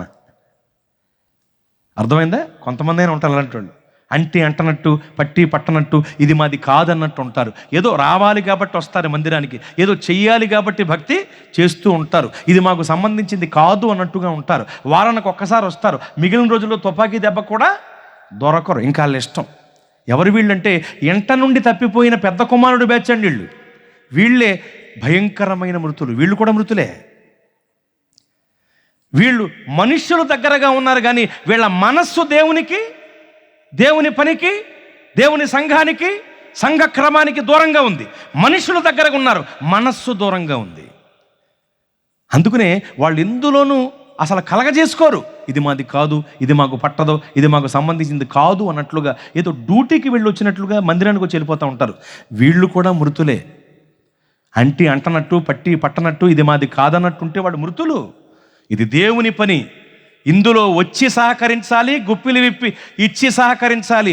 ఈ బాధ్యత అందరిది. దేవునికి మహిమ కలుగునుగాక. కానీ కొంతమంది అంటి అంటనట్టు, పట్టి పట్టనట్టు, ఇది మాది కాదన్నట్టు ఉంటారు. పైగా వాళ్ళల్లో కొంతమంది ఎలా పెట్టలేకపోతారో తెలుసా? మమ్మల్ని అడగలేదుగా, మమ్మల్ని కలవలేదుగా, మమ్మల్ని సంప్రదించలేదుగా, మా సలహా తీసుకోలేదుగా. ఎందుకు తీసుకోవాలరా? నాగార్జున యూనివర్సిటీ గేటు ముందు వదిలితే మారిపోతావు మొహమా. ఇంటికి రావటం తెలియదు నీకు. నిక్కర సరిగా వేసుకోరా ముందు నువ్వు అని అనాలని ఉంటుంది కానీ అనలేం, బాధపడతారని. నిన్ను అడగాల దైవజనులు, నీ సలహా తీసుకోవాలా పెద్ద ఆఫీసర్ మమ్మీ వాళ్ళ హస్బెండు. మరి నువ్వు నిన్ను అడిగితే అలా చేసేద్దును, ఇలా చేసేద్దును, ఇలా చేసేద్దును, అలా చేసేద్దును, చెడగొట్టేస్తావు. ఏం చేస్తావు నువ్వు? చెడగొట్టేస్తావు నువ్వు. కనుక సలహాలు ఇవ్వటం, నా దగ్గరికి రాలేదు కదా అందులో నేను పట్టించుకోవట్లేదు అంటాం, అలాంటివి ఎవరు చేయకూడదు. ఒకవేళ అలాంటి వాళ్ళు ఉంటే వాళ్ళు శవపేటుకు మోహోళ్ళు, చచ్చినోళ్ళు, మృతులు. ఇది నా పని, ఇది నా దేవుని పని, ఇందులో సహకరించే బాధ్యత నాకుంది. అడిగినా అడక్కపోయినా, చెప్పినా చెప్పకపోయినా ఇది నా బాధ్యత అనుకుని సంఘమంతా నడుం కట్టాలి. చేతులెత్తి స్తోత్రం చెప్పండి. అంటే అంటనట్టు, పట్టి పట్టనట్టు, ఇది నాది కాదన్నట్టుంటే వాళ్ళు మృతులు, వాళ్ళు చచ్చినోళ్ళు. ఇప్పుడు చెప్పండి, అపరాధముల చేత, పాపముల చేత చచ్చిన వారు ఒక గుంపు, నామకార్థులు జీవించుతున్నారన్న పేరుంది కానీ వాళ్ళు మృతులు, అదొక మృతపు గుంపు. రెండవది, దూరంగా వెళ్ళిపోతారు, దేవునికి, దేవుని సన్నిధికి దూరంగా వెళ్ళిపోతారు. దగ్గరగా ఉండి కూడా దూరంగా బ్రతుకుతారు, వీళ్ళు కూడా మృతులే. 3 విధములైన గుంపులు: పాపాల్లో ఉన్నవాళ్ళు, నామకార్థులు, దూరంగా ఉన్నవాళ్ళు. ఈ 3 గుంపులు నిజమైన మృతులు, నిజమైన సచ్చినోళ్ళు. వీళ్ళు సజీవులు అవ్వాలంటే తిరిగి మరలా ఏమండి ఒక్కసారి ఈ సభల ద్వారానైనా ఆలోచన చేసి, ఎన్నాళ్ళు అలా ఉంటాం మనం అనేటువంటి దృక్పథంతో మనస్సు పెట్టి మారు మనస్సు పొంది రక్షణ పొందాలి. చేతులెత్తి స్తోత్రం చెప్పండి. రక్షణ పొందాలి. ప్రతి సంవత్సరం బాగా ఓదబడుతోంది, ఇంకా నువ్వు రక్షణ పొందలేదు, ఈ సంవత్సరమైనా పొందాలి. సజీవుడుగా, సజీవురాలుగా నువ్వు మారాలి. అలాగే నామకార్థత నుండి లేవనెత్తబడి నమ్మకస్తుడిగా మారాలి. నామకార్థత నుండి నమ్మకత్వంలోనికి నమ్మకస్తులుగా ప్రతి ఒక్కళ్ళు మారి తీరాలి. అలాగే దూరంగా ఉండకూడదు. దేవునికి, దేవుని సన్నిధికి, దేవుని పనికి దగ్గరగా ఉండాలి. సంతోషించండి. తండ్రి గారు ప్రభువు దగ్గరికి వెళ్ళిన తమ్ముళ్ళిద్దరూ కూడా ప్రభువు వైపు చూస్తూ ఈ పరిచర్య అంతా చేస్తున్నారండి. ఇంకా చెప్పనా, యవ్వన కాలంలో తండ్రిని కోల్పోయినప్పటికీ ఆ బాధను పంటి బిగువున భరిస్తూ కన్నీళ్లను కనురెప్పల మాటన దాచుకుంటూ దేవుడు ఉన్నాడు. మా నాన్నగారు చేసిన ప్రార్థన ఇంకా సజీవంగా ఉంది, పరిచర్య పోడవకూడదు అని చెప్పి ఇద్దరూ నడుం కట్టి ముందుకు కొనసాగిస్తూ తల్లిగారి ప్రార్థన, తల్లిగారి సహకారం, సంఘబిడ్డల సహకారం అలా ముందుకు వెళ్ళిపోతూ సేవను జరిగిస్తూ సభలు మానకుండా ఏమండి అన్ని కార్యక్రమాలు చక్కగా జరగాలని, ఎంత పాండమాటిక్ సిచ్యువేషన్ ఉన్నా, ఎంత దారుణమైన పరిస్థితి ఉన్నా సంఘాన్ని ఎక్కడికి పోనివ్వకుండా, ఇబ్బంది వాళ్ళకి అవ్వకుండా వాళ్ళకి అందుబాటులో ఉండి సేవ చేస్తున్నారండి తమ్ముళ్ళిద్దరూ కూడా. చాలా చోట్ల తెలుసు నాకు, మంచి దైవజనులు, వాడబడిన దైవజనులు వాళ్ళు ప్రభు దగ్గరికి వెళ్ళిపోయాక వాళ్ళ కుమారులు సేవను నిర్లక్ష్యం చేసి పాడు చేసుకుంటున్న వాళ్ళు చాలామంది ఉన్నారు. కానీ వీళ్ళు అలా కాదు, నా తండ్రి చేసిన పరిచర్యని మేము నిలబెట్టాలి, విస్తరింప చేయాలి అనే దృక్పథంతో వాళ్ళు త్యాగంతో ముందుకు సాగిపోతున్నారు తమ్ముళ్ళు ఇద్దరు కూడా. అలాంటి వాళ్ళకి సంఘాల బిడ్డలందరూ వెన్నుదన్నుగా నిలవాలి. యుద్ధము చేసేవాని వెనకాల ఆయుధములు మోసేవాడు ఎలా ఉంటాడో, సేవ చేస్తున్న వీళ్ళిద్దరి వెనకాల వెన్నుదన్నుగా ఆయుధములు మోసేవారిగా సంఘమంతా నిలవబడాలి. వీలైతే వాళ్ళ సమర్పణను బట్టి సంవత్సరానికి ఒకసారైనా వాళ్ళని సన్మానించుకోవాలి. మీరు తండ్రి ప్రభు తిరిగి వెళ్ళిపోయిన నడుం కట్టుకుని సేవ చేస్తున్నారు పిల్లలిద్దరని, వాళ్ళని సన్మానించుకోవాలి. అది కూడా మీకు దీవెనే. కనుక ఇంత మంచి దైవజనులను మీ పరిచర్యకు దేవుడిచ్చారు. ఒకరిని దేవుడు తన వద్దకు పిలుచుకుని ఇద్దరినిచ్చారు మీకు. చేతులెత్తి స్తోత్రం చెప్పండి. ఎప్పుడన్నా ఆలోచన చేసావా? ఎప్పటికీ అంటనట్టు పట్టి పట్టనట్టు ఇది నాది కాదన్నట్టు ఉంటావా? టెప్పర్లారీ వెనకాల బేతాళు బొమ్మ. ఇప్పటికైనా మేల్కుంటే నీవు సజీవుడవు, సజీవురాలవు. గట్టిగా స్తోత్రం చెప్పండి. కనుక మృతులెవరో సజీవులెవరో మీ ముందు విశదపరిచాను వివరంగా. ఇప్పుడు అడుగుతున్నాను, చెప్పండి, మన దేవుడు ఎవరికి దేవుడు? సజీవులకు దేవుడు, మృతులకు దేవుడు కాదు ఆయన. మృతులెవరో చెప్పాను, సజీవులెవరో చెప్పాను. ముగింపులో ఒక్క మాట, మనం సజీవులంగానే ఉండాలి. స్తోత్రం. సజీవుల గుంపులోనే ఉండాలి. స్తోత్రం. కనుక రక్షణ పొందని వారు పొందండి, నామకార్థులుగా ఉన్నవారు నమ్మకస్తులు అవ్వండి, దేవునికి దూరంగా ఉన్నవారు దగ్గర అంటు కట్టబడండి, సజీవులుగా మారండి. దేవుడి క్లుప్త వివరణ మన వినికిడిలో దీవించునుగాక. ఆమేన్.